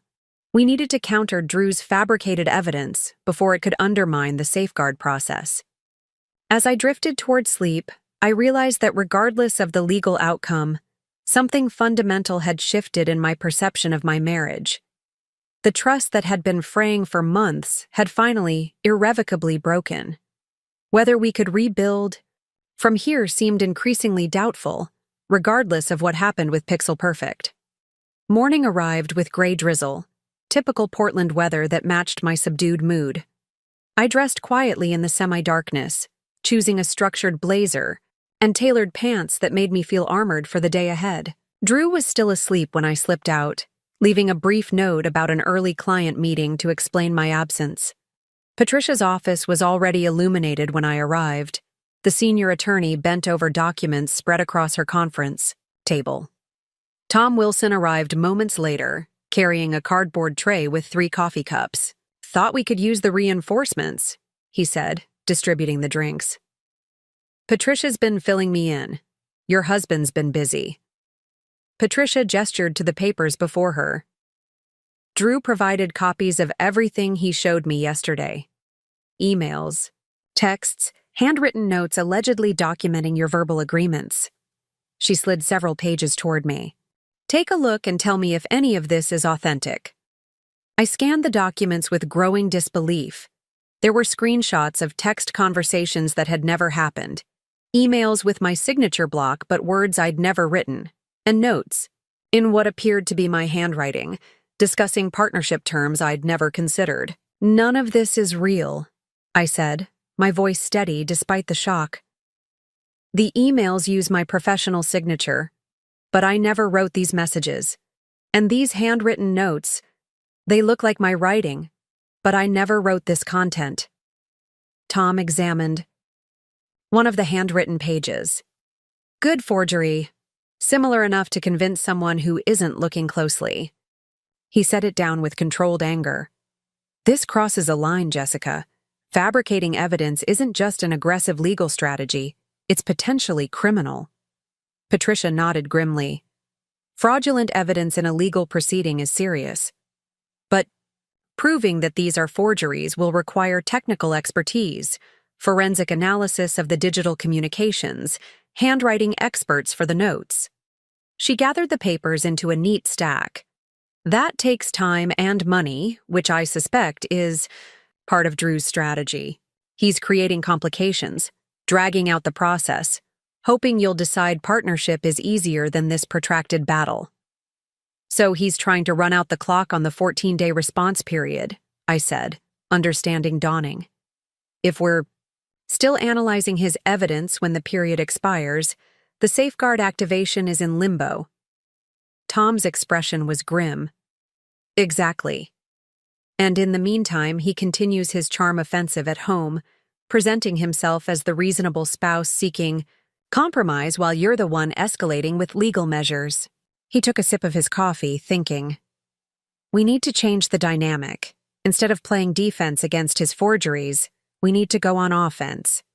Patricia leaned forward, interest piqued. "What are you thinking?" "The lifestyle clause in their prenup. the one Drew threatened to leverage against Jessica. It works both ways. Tom turned to me. Creating fraudulent evidence to seize control of your company could easily be construed as behavior that damages the reputation or financially standing of a spouse. What if we trigger the lifestyle clause against him, based on his fabrications? A slow smile spread across Patricia's face. Counter notification. Clever. She made a quick note. We'd need to document the forgeries conclusively, but even initiating. The process shifts the narrative. Instead of Jessica defending against his claims, he's defending against serious allegations of fraud. The strategy appealed to me on multiple levels. It was proactive rather than reactive, and it used Drew's own tactics against him. But a persistent doubt nagged at me. If we go this route, it feels like we're closing the door on any possibility of reconciliation, I said quietly. Escalating to fraud allegations seems final. Tom and Patricia exchanged glances, a wordless communication between legal colleagues. Then Tom leaned forward, his expression gentle but serious. Jessica, I need to ask you something, and I want you to answer honestly. After everything that's happened, the ultimatum, the threats, now these forgeries, do you genuinely believe reconciliation is possible or desirable? The question landed like a physical weight. I'd been so focused on protecting Pixel Perfect that I hadn't fully processed what Drew's actions meant for our marriage. The man who had threatened me, who had fabricated evidence against me, who had simultaneously tried to charm me while undermining me legally. Was that someone I could ever trust again? Someone I wanted to build a life with? No, I said finally, the word both painful and liberating. I don't think reconciliation is possible. Not anymore. Patricia nodded, as if my answer confirmed something she'd already suspected. Then we proceed with the counter-notification regarding the forged evidence. And Jessica, her voice softened slightly, you might want to consider whether it's wise to continue living with Drew during this process. With tensions escalating, having separate residences could provide clarity and safety for both of you. The suggestion of moving out made the situation suddenly, undeniably real. This wasn't just a legal strategy session. It was the beginning of the end of my marriage. The thought brought a complex wave of emotions, grief for what was lost, fear of the unknown future, but also a surprising sense of relief that the pretense was finally over. Whatever happened next, I would face it with clear eyes and honest intentions, something Drew had proven himself incapable of. I'll start looking for a temporary place today, I said, my voice steadier than I expected. And I'll need to prepare my team at Pixel Perfect. If things get as contentious as I expect, they should be ready. Tom and Patricia outlined next steps: forensic, analysis of the forged documents, preparation of the counter-notification, security measures for both my personal and business accounts. As the meeting concluded, I felt a strange calm settling over me. The path ahead would be difficult, possibly ugly, but it was clear. Drew had shown his true colors, and in doing so had freed me from the lingering doubt and guilt that had clouded my judgment. Walking to my car in the light morning rain, I felt different, stronger, more certain. Drew had intended to take something from me through manipulation and deceit. Instead, he had inadvertently given me something invaluable: the clarity to see both him and myself more truthfully than ever before. Whatever challenges lay ahead, I would face them not as Drew Parker's wife, but as Jessica Taylor, founder and owner of Pixel Perfect Design, and the architect of my own future. Finding an apartment in Portland's tight rental market proved more challenging than expected. After 3 days of viewings, all conducted during lunch breaks or early mornings to avoid arousing Drew's suspicion, I finally secured a furnished one-bedroom in the Pearl District, 6 blocks from Pixel Perfect's offices. The apartment was modern but soulless, all chrome and gray with none of the character that had drawn me to our condo. Still, it offered what I needed most: security, 24-hour doorman and key fob access, proximity to work, and most importantly, distance from Drew's increasingly suffocating presence. The forensic analysis of Drew's forged documents was progressing, but slowly.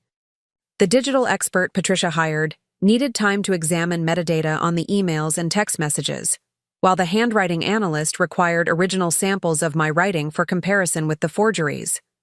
Meanwhile, the 14-day response period for the original safeguard notification was rapidly approaching its conclusion, with Drew showing no signs of backing down from his attempts to claim partial ownership of Pixel Perfect. At home, the charade continued. Drew maintained his performance as the patient, supportive husband, never mentioning his legal maneuvers or the forged documents. Each evening brought some new gesture of apparent reconciliation, tickets to a gallery opening I'd mentioned wanting.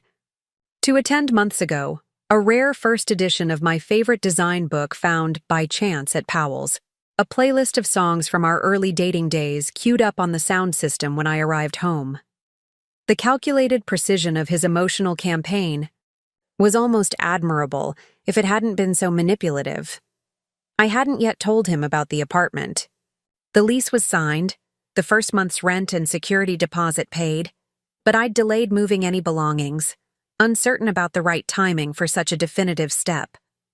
The decision was made for me on Thursday morning, 10 days after the initial legal notification, when Lisa called me into an emergency meeting at the office. "We've got a situation," she said, closing my office door and lowering her voice. "Paul Jones from Evergreen Sportswear called me directly this morning. Said he received an email from Drew yesterday inviting him to discuss the future direction of their account with Pixel Perfect. Paul was confused because they've been happy with our work, and they've only ever dealt with our team, never with Drew." Evergreen was our second largest client, a regional athletic wear company whose rebranding had won us an industry award last year. "Did Paul forward you the email?" I asked, already reaching for my phone to call Tom. Lisa nodded, pulling up the message on her tablet. "That's not all. Melissa from accounting stopped by my office first thing today. Apparently, Drew called her yesterday asking for access to our financial management system to prepare for a presentation to investors. When she told him she'd need authorization from you, he said it was a surprise he was planning with you and swore her to secrecy." My stomach dropped. Drew was making moves on multiple fronts, contacting clients directly and attempting to access our financial records. This wasn't just continued interference, it was escalation. "Has anyone else reported contact from Drew?" "Not yet, but I've asked the department heads to let me know if they hear anything unusual." Lisa's expression was a mixture of concern and controlled anger. "Jess, what's his endgame here? It's like he's trying to position himself as already being part of company leadership." "That's exactly what he's doing," I said, the pieces falling into place. "He's creating a paper trail of involvement with clients and company finances. If this goes to court, he can point to these interactions as evidence that he was already functioning as a de facto partner in the business, regardless of what the paperwork says." The strategy was as clever as it was underhanded. "I need to call Tom right away. And Lisa, thank you. Your awareness probably just saved us from a much bigger problem." After Lisa left, I called Tom, explaining Drew's latest moves. His response was immediate and unequivocal. "You need to move out today." This level of escalation suggests he's getting desperate, which makes the situation at home potentially volatile. "And we need to issue a formal communication to all Pixel Perfect staff and clients clarifying that Drew has no official role or authority within the company." By noon, the communication was drafted, reviewed by both Tom and Patricia, and sent to all employees, with a modified version going to clients. It was professional and factual, stating simply that Drew Parker, spouse of founder Jessica Taylor, is not employed by or affiliated with Pixel Perfect Design in any capacity. Any communications from Mr. Parker regarding company business should DICA Be directed to appropriate pixel-perfect team members. I knew the email would force Drew's hand, eliminating his ability to operate behind the scenes. What I didn't anticipate was how quickly he would respond. At 12:43 p.m., my cell phone lit up with his incoming call. I let it go to voicemail, following Tom's advice to avoid direct confrontation. The voicemail Drew left was chillingly calm. Jessica, I just received several concerned calls from people who got your rather public disavowal of me. Interesting timing, since I was planning to discuss a potential compromise with you tonight. I thought we were working through this privately, but apparently you've chosen a more aggressive approach. We'll talk when you get home. Don't be late. 30 seconds later, my assistant appeared at my door. Jessica? Your husband is on line 1. He says it's urgent. I declined that call too, asking my assistant to take messages from Drew but not put him through. The implied threat in his voicemail, "Don't be late," had solidified my decision. I wasn't going home tonight. I wasn't going home ever again. The rest of the afternoon passed in a blur of activity. I called Karen, who immediately offered to help me move essential belongings from the condo. Tom arranged for a security specialist to meet us there and change the locks on my new apartment after the property manager provided the keys. Lisa coordinated with our IT team to implement additional security protocols protecting company servers and client information. By 4 p.m., I had a plan in place that felt both necessary and surreal. I was literally fleeing my own home while my husband was at work. Karen arrived at the office at 4:30, her practical sedan parked in the visitor's spot. "Ready for Operation Extraction?" she asked with forced lightness, trying to ease the tension she must have seen on my face. I brought boxes in some of those, vacuum seal bags for clothes. We can be in and out in under an hour if we're efficient. I nodded, grateful for her matter-of-fact approach. Drew usually gets home around 6:30. That should give us enough time. I'd made a mental inventory of what I needed: personal documents, irreplaceable mementos, enough clothing and toiletries for a few weeks. Everything else could be dealt with later, through attorneys if necessary. The condo was silent when we arrived, the afternoon sun casting long shadows through the floor-to-ceiling windows that had once been a selling point, but now felt exposing. Karen got to work immediately, heading to the guest room with empty boxes while I went straight to the home office to retrieve important documents from the safe. The combination clicked open on my first try, my fingers steady despite the adrenaline, coursing through me. Inside were our passports, birth certificates, insurance policies, and investment information, neatly organized in labeled folders, a system I'd implemented early in our marriage. I removed only my documents, leaving Drew's untouched. The prenuptial agreement I took as well. Although Tom and Patricia had copies, this was the original signed document. Beneath the folders was a velvet pouch containing jewelry passed down from my grandmother. Pieces with sentimental rather than monetary value that I couldn't bear to lose in whatever battle might be coming. With the most crucial items secured, I moved methodically through the condo, gathering essentials with an efficiency born of focused urgency. Karen worked alongside me, asking practical questions. Winter clothes too, or just current season? Any particular books you need, or can those wait? That helped me prioritize without becoming overwhelmed by the enormity of what I was doing. We were nearly finished, the car loaded with boxes and bags, when the unmistakable sound of a key in the front door froze us both. Karen's eyes widened as she mouthed what I was thinking. Drew. It was only 5:45 p.m. He was home early. "Jessica?" His voice carried from the entryway, followed by footsteps. "Your assistant said you left the office early. I thought we could—" He stopped abruptly in the bedroom doorway, taking in the scene. Half-empty closet, Karen standing with a box of my toiletries, suitcase open on the bed. His expression shifted from surprise to anger to something carefully neutral in the span of seconds. "I see. You're leaving." The calm in his voice was more unsettling than shouting would have been. I straightened, facing him directly. "Yes, I've found an apartment. Given everything that's happening, I think it's best if we have separate living arrangements for now. Drew's gaze moved from me to Karen, then to the suitcase, cataloging the situation with the same calculating assessment I'd seen in business negotiations. And you didn't think this warranted a conversation? You're just disappearing when I'm not home? Like you did when you contacted our clients behind my back? Or tried to access company financials without authorization? The words came out, sharper than intended, my composure cracking under the pressure of this confrontation. After your voicemail today, I didn't feel a conversation would be productive. He stepped into the room, his movements deliberate, controlled. Karen shifted subtly, positioning herself between us with casual purpose. My voicemail said we needed to talk, which we do clearly. Instead, you're sneaking out with... He gestured dismissively toward Karen. Reinforcements to avoid facing me directly. I'm not avoiding you, Drew. I'm establishing boundaries that you've repeatedly ignored. I zipped the suitcase closed with finality. We can communicate through our attorneys going forward. A flash of genuine surprise crossed his face. Attorneys? For a temporary separation while we work through a business disagreement. He moved closer, his voice softening. Jess, come on. This is extreme.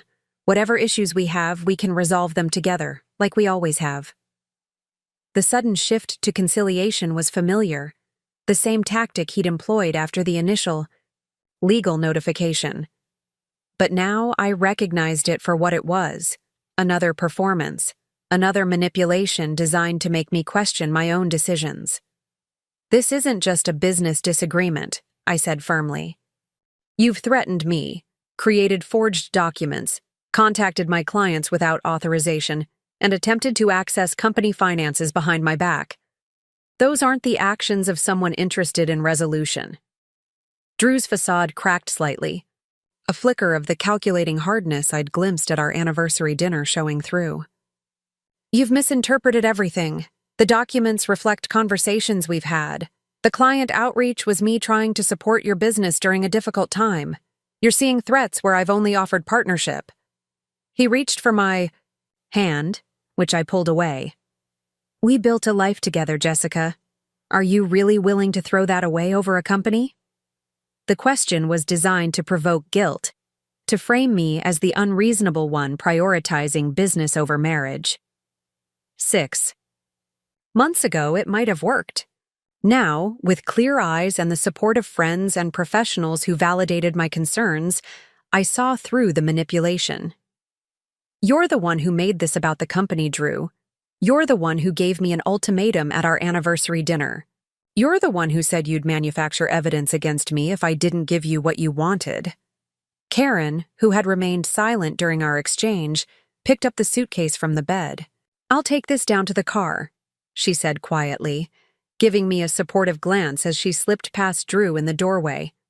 When we were alone, Drew's expression hardened. So that's it?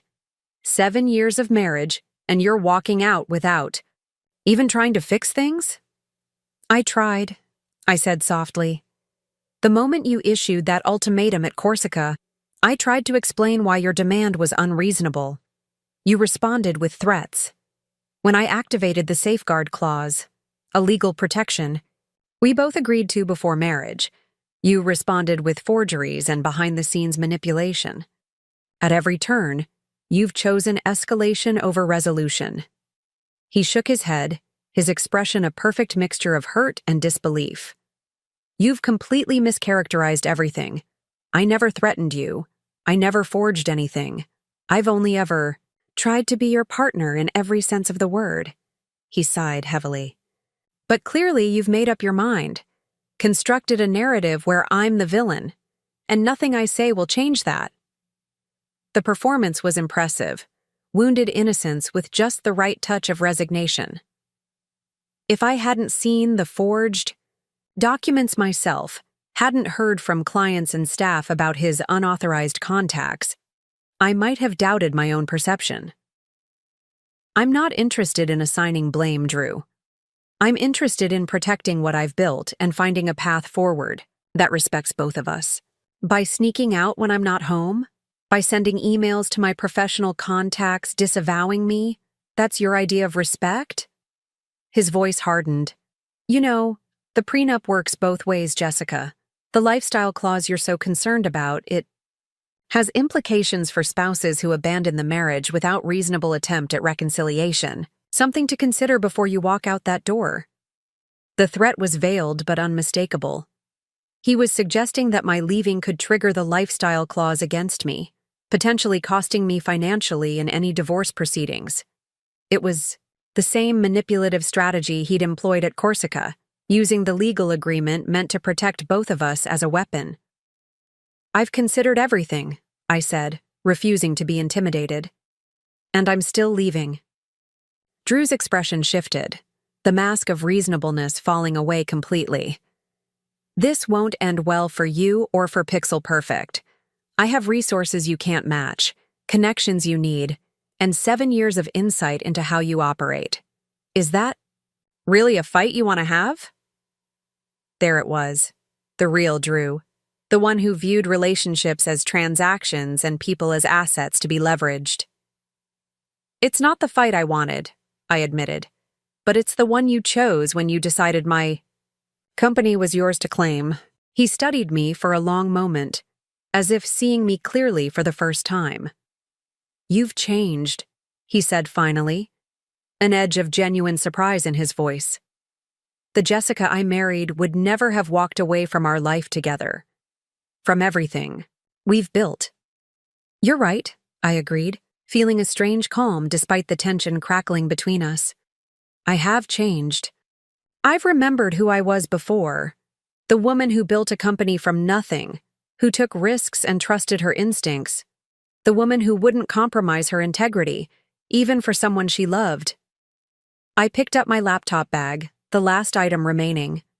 That's the woman who's leaving. Drew didn't follow as I walked out of the bedroom, down the hallway that displayed professional photos from our carefully curated life together, past the kitchen where we'd shared thousands of meals.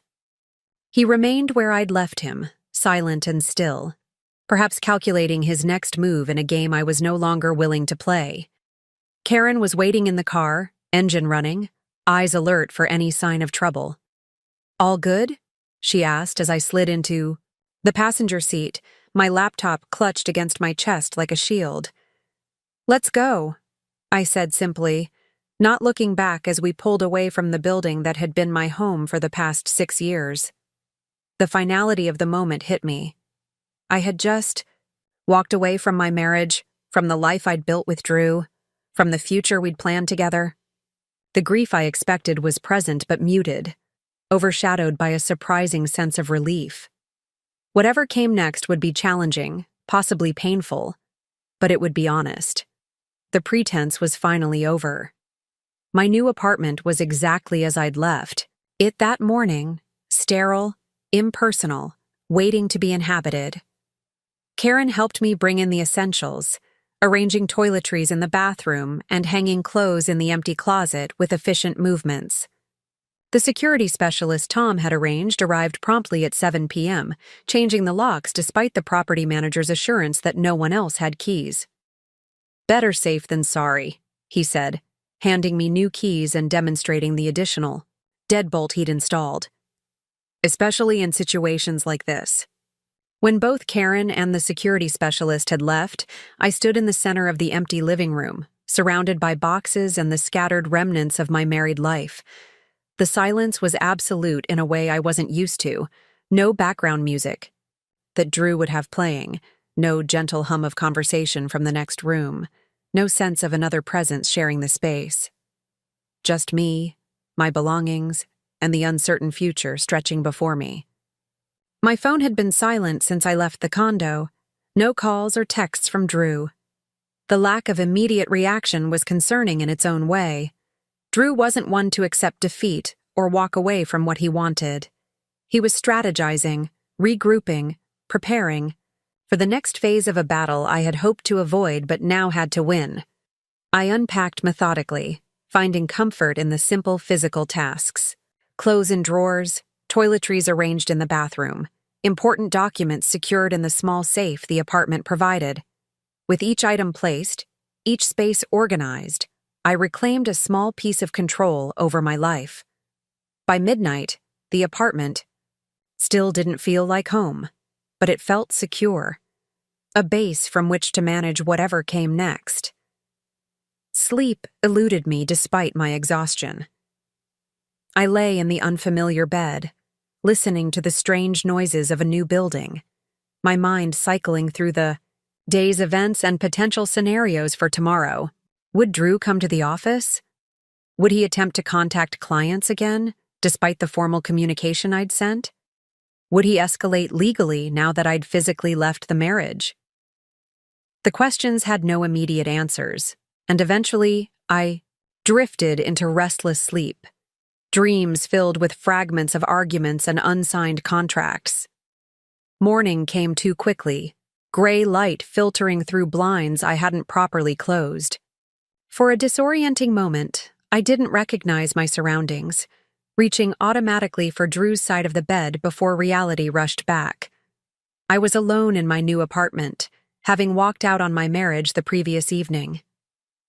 The magnitude of that decision settled over me as I prepared for work, choosing a structured black dress and bold red blazer, armor for whatever the day might bring. The pixel-perfect offices were unusually quiet when I arrived, the creative energy that typically filled the space muted by uncertainty. My team tried to maintain normalcy, but the sidelong glances and hushed conversations that stopped when I approached revealed their awareness that something significant was happening. News traveled fast in a company our size, and the formal communication about Drew had undoubtedly sparked speculation. Lisa appeared at my office door within minutes of my arrival, coffee in hand and concern etched on her face. "You okay? You look like you haven't slept." "I moved out last night," I said, accepting the coffee gratefully. Drew came home early and caught me in the act. It wasn't the smooth exit I'd planned. Lisa winced. "Confrontational?" "Surprisingly controlled, which is almost more worrying. He made veiled threats about resources and connections, implied I was violating the prenup by leaving without attempting reconciliation." I took a fortifying sip of coffee. "But he didn't try to stop me physically or create a scene." "That's something, at least." Lisa settled into the chair across from my desk. "The office is secured, new codes on all the doors, and security has his photo with instructions that he's not permitted entry without explicit authorization from you. IT implemented additional password protections on all systems overnight, and we've alerted the reception team to redirect any calls from him to your assistant, who will take messages but not put him through." The practical protection measures were reassuring, but also surreal. We were essentially treating my husband as a security threat to the company he'd claimed to support. "Thank you for handling all that. Has there been any contact from him this morning?" Lisa shook her head. "Nothing yet, but it's early." As if on cue, my assistant's voice came through the intercom. "Jessica? Tom Wilson is on line 1 for you." I exchanged glances with Lisa before answering. "Tom, good morning." "Jessica, I wanted to update you before your day gets underway. Drew's attorney contacted Patricia first thing this morning. They're requesting a formal mediation session regarding both the prenuptial safeguard clause and your company ownership." Tom's voice was carefully neutral, professional. "They're claiming that your departure from the marital home constitutes abandonment under the lifestyle clause, potentially invalidating the safeguard protection you activated." It was exactly the move Drew had hinted at during our confrontation. "That sounds like the threat he made last night. What's Patricia's take?" "She doesn't think it has merit. Leaving a potentially volatile situation following documented coercion attempts doesn't constitute abandonment in any reasonable interpretation. But it does indicate their strategy, trying to use the prenup against you while continuing to challenge the business ownership provisions." I processed this information, trying to see the chess game from all angles. "So they're still pursuing partnership in Pixel Perfect, but now they're also trying to trigger financial penalties against me for leaving?" "Essentially, yes. It's a two-pronged approach: Pressure on both your company and your personal finances. Tom paused. There's more. Drew filed for divorce this morning. The news shouldn't have been shocking. Our confrontation last night had made it clear the marriage was over. But hearing it stated as legal fact still landed like a physical blow. 7 years of partnership, of shared dreams and plans, formally, ended with paperwork filed by someone who had once promised to love me forever. That was fast, I managed, aware of Lisa's concerned gaze. It's a tactical move, Tom explained. Filing first gives him certain procedural advantages, and the timing, immediately after you left the marital home, supports their abandonment narrative. But it doesn't materially change our approach. We still need to focus on protecting Pixel Perfect, while ensuring the prenup functions as intended. After discussing next steps and scheduling a meeting for later that day, I hung up and turned to Lisa, who had remained silent during the call, but whose expression told me she'd understood the general direction. Drew filed for divorce, I confirmed. And he's challenging both the business protection clause and claiming I abandoned the marriage by leaving. Lisa's response was immediate and fierce. That's ridiculous. He threatened you, forged documents, tried to hijack client relationships, and he's claiming you abandoned him? That's some world-class gaslighting. Her indignation was validating, a reminder that I wasn't crazy for recognizing Drew's behavior as problematic. Apparently it's all part of the strategy, I said, attempting lightness that fell flat. Make me defend myself on multiple fronts so I'll be more willing to compromise on Pixel Perfect ownership. Not going to happen, Lisa stated with absolute certainty. We've got your back, Jess. The whole team does. Whatever he throws at you, you're not facing it alone. Her words were a lifeline, a reminder that while my marriage had crumbled, I still had a community of support, colleagues who valued my leadership, friends who understood my worth, professionals who recognized the legitimacy of my position. Drew might have resources and connections, but I had something equally valuable. People who believed in me and in what I'd built. The rest of the morning passed in a blur of client calls and creative reviews, normal business activities that felt increasingly disconnected from the personal and legal tempest brewing in the background. By lunchtime, I had settled into a strange liminal state, professionally engaged but emotionally vigilant, waiting for the next development in a conflict that threatened both my company and my sense of self. It came at 2:17 p.m. in the form of an email from Drew. Unlike his previous communications, this one was formal, almost cold, with none of the emotional manipulation that had characterized our recent interactions. Jessica, my legal team has advised that all future communication should be through counsel, but I wanted to extend one final opportunity for an amicable resolution before this becomes even more adversarial. I am willing to drop both the lifestyle clause claim and the partnership demand in exchange for a consulting arrangement with Pixel Perfect, terms to be negotiated, and a revised divorce settlement reflecting my contributions to your professional success. This offer expires at 5 p.m. today. After that, we proceed with full legal action on all fronts.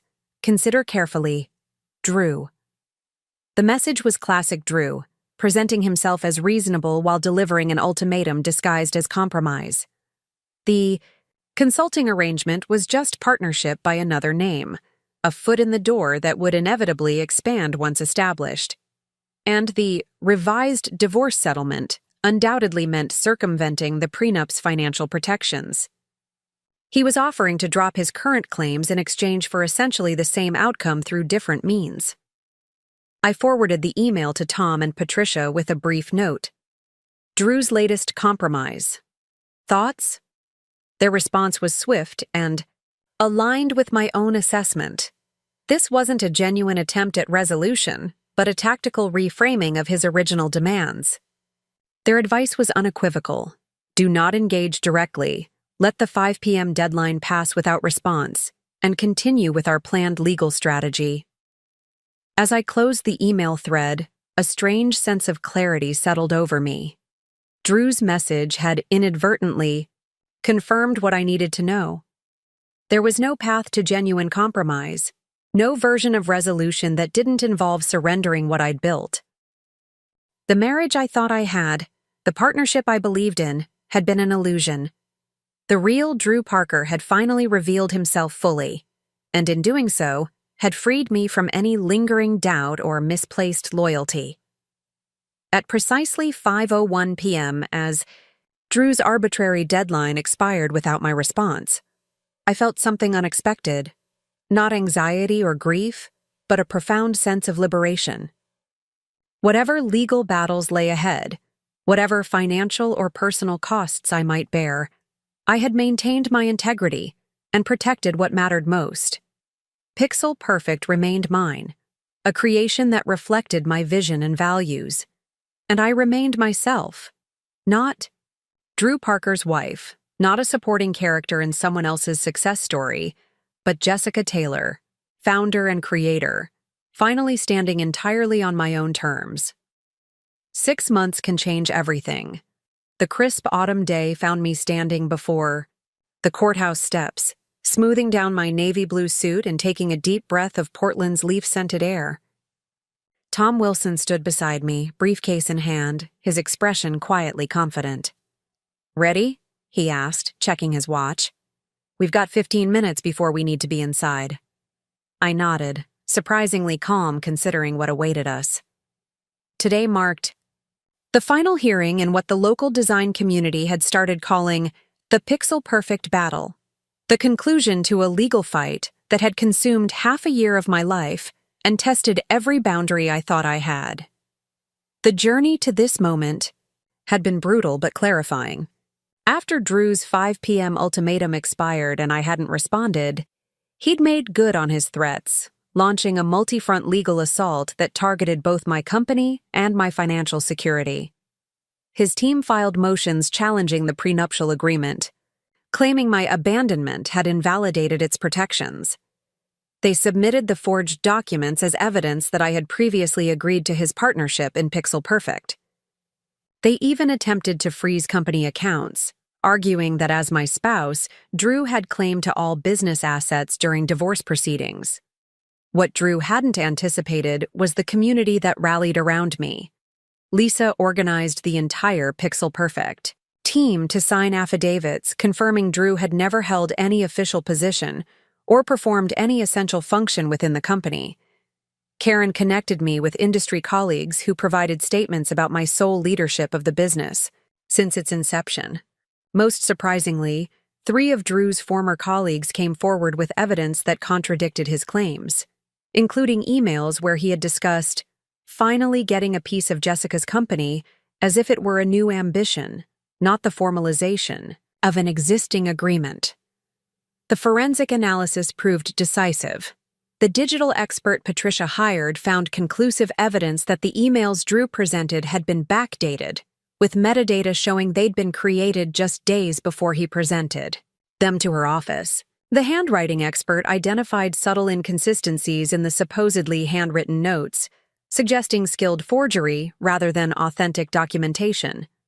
Together, these findings not only invalidated Drew's claims but raised serious questions about his legal ethics. "Jessica." Tom's voice pulled me back to the present. "Patricia just texted. She's inside already, final row on the left. Drew and his attorney arrived a few minutes ago." The mention of Drew sent a familiar tightness through my chest, though the sensation had dulled over the months. I hadn't seen him since the preliminary hearing 3 months ago, when he'd sat across the courtroom in an impeccably tailored suit, his expression a careful mask of reasonable disappointment.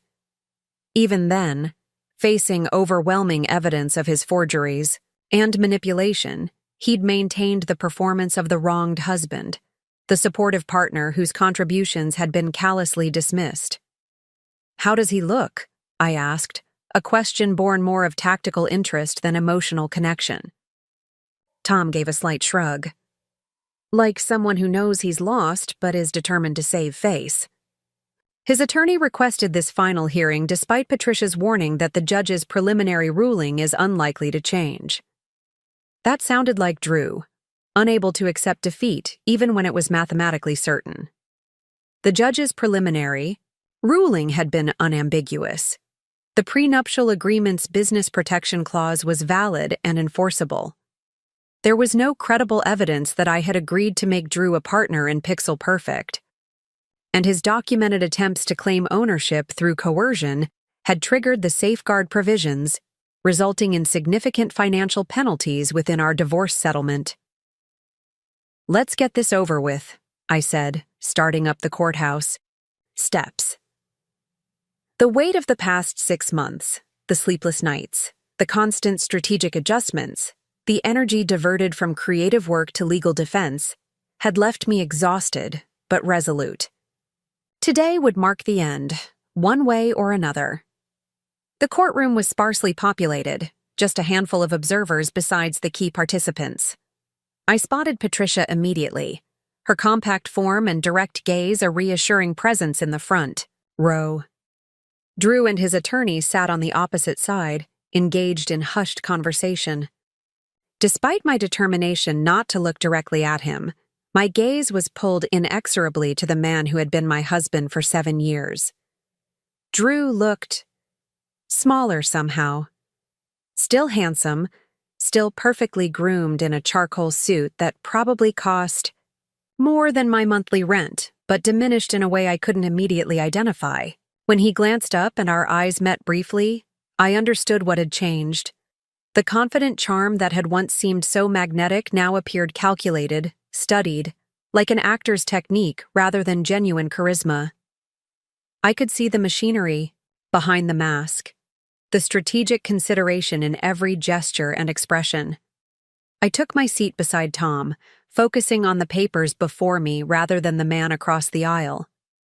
The proceedings began with practiced formality, case numbers recited, appearances noted, preliminary matters addressed. The judge, a woman in her 60s with shrewd eyes and an efficient manner, reviewed her notes before addressing the courtroom.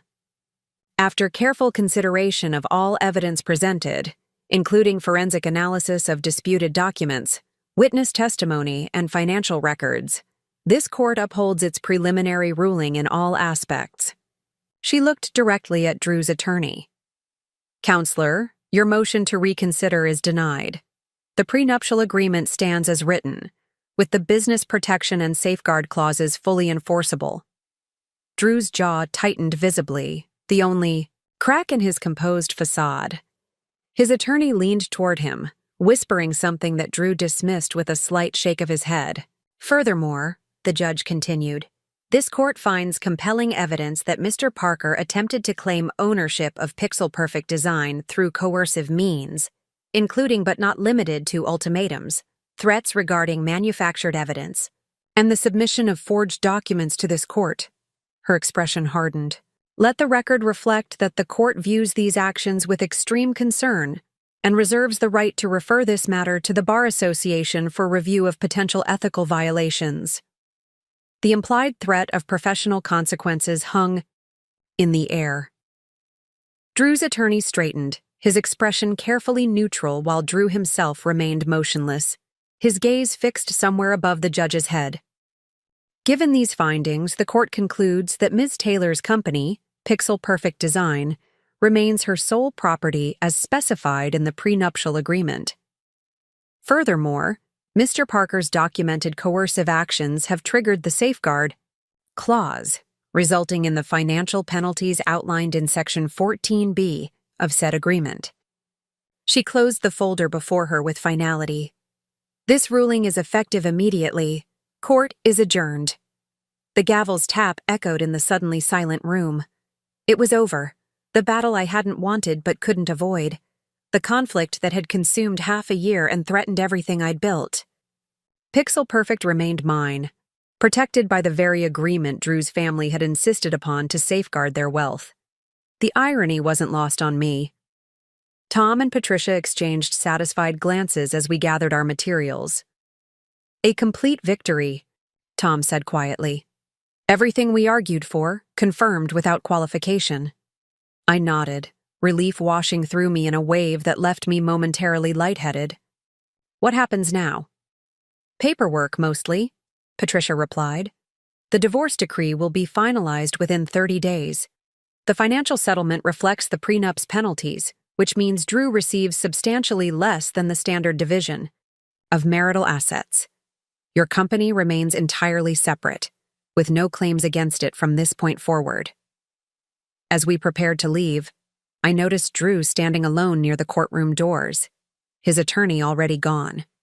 Our eyes met across the half-empty room, and after a moment's hesitation, he walked toward me with measured steps. Tom shifted protectively, but I touched his arm, indicating I could handle this final conversation. Congratulations, Drew said when he reached us, his voice carrying none of the warmth it once had. You won, completely. I studied him, searching for the man I'd once loved within this polished stranger. This wasn't about winning, Drew. It was about protecting what I built.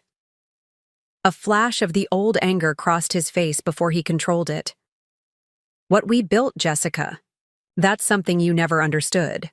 Marriage is partnership. Everything achieved during those years is joint accomplishment. Even now, even after overwhelming evidence and a judge's unequivocal ruling, he couldn't acknowledge the fundamental flaw in his perspective. Partnership requires mutual respect, I said quietly. You never respected that Pixel Perfect was mine, that my career was mine. You saw my success as something you were entitled to claim rather than something to celebrate alongside me. Drew's expression remained impassive, but something flickered in his eyes. Recognition, perhaps, or simply calculation of his next move. Well, it hardly matters now. You've got your company, free and clear, and I've learned a valuable lesson about prenuptial agreements. His attempt at a casual smile didn't reach his eyes. No hard feelings?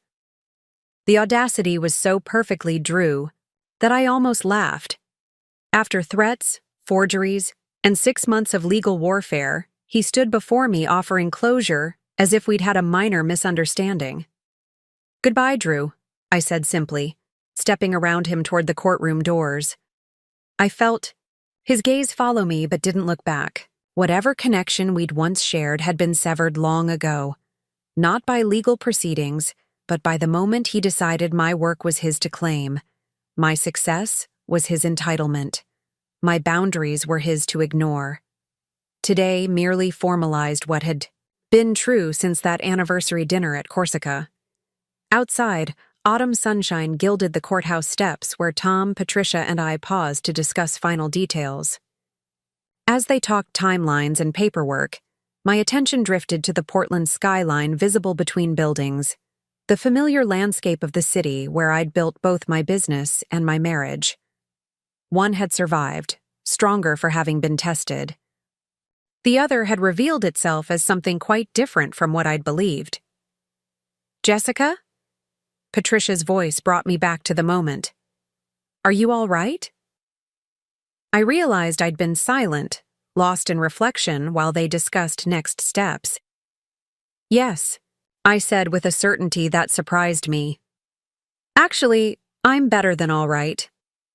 And it was true. Beyond the relief of legal victory, beyond the security of knowing Pixel Perfect remained mine alone, I felt something I hadn't fully anticipated, a profound sense of reclamation. I had reclaimed not just my company but my confidence, my boundaries, my ability to trust my own perceptions. The woman who had once minimized her accomplishments to keep peace with her husband, who had questioned her own reactions to his manipulation, had been replaced by someone clearer-eyed and more certain of her worth. I was thinking, I said, changing the subject deliberately, about that expansion proposal we put on hold when all this started, the office space in the Harlow building. Is it still available? Tom raised his eyebrows slightly, caught by the sudden shift. I believe so. Their leasing agent called last month asking if you were still interested. I am, I decided in that moment. Pixel Perfect has outgrown our current space.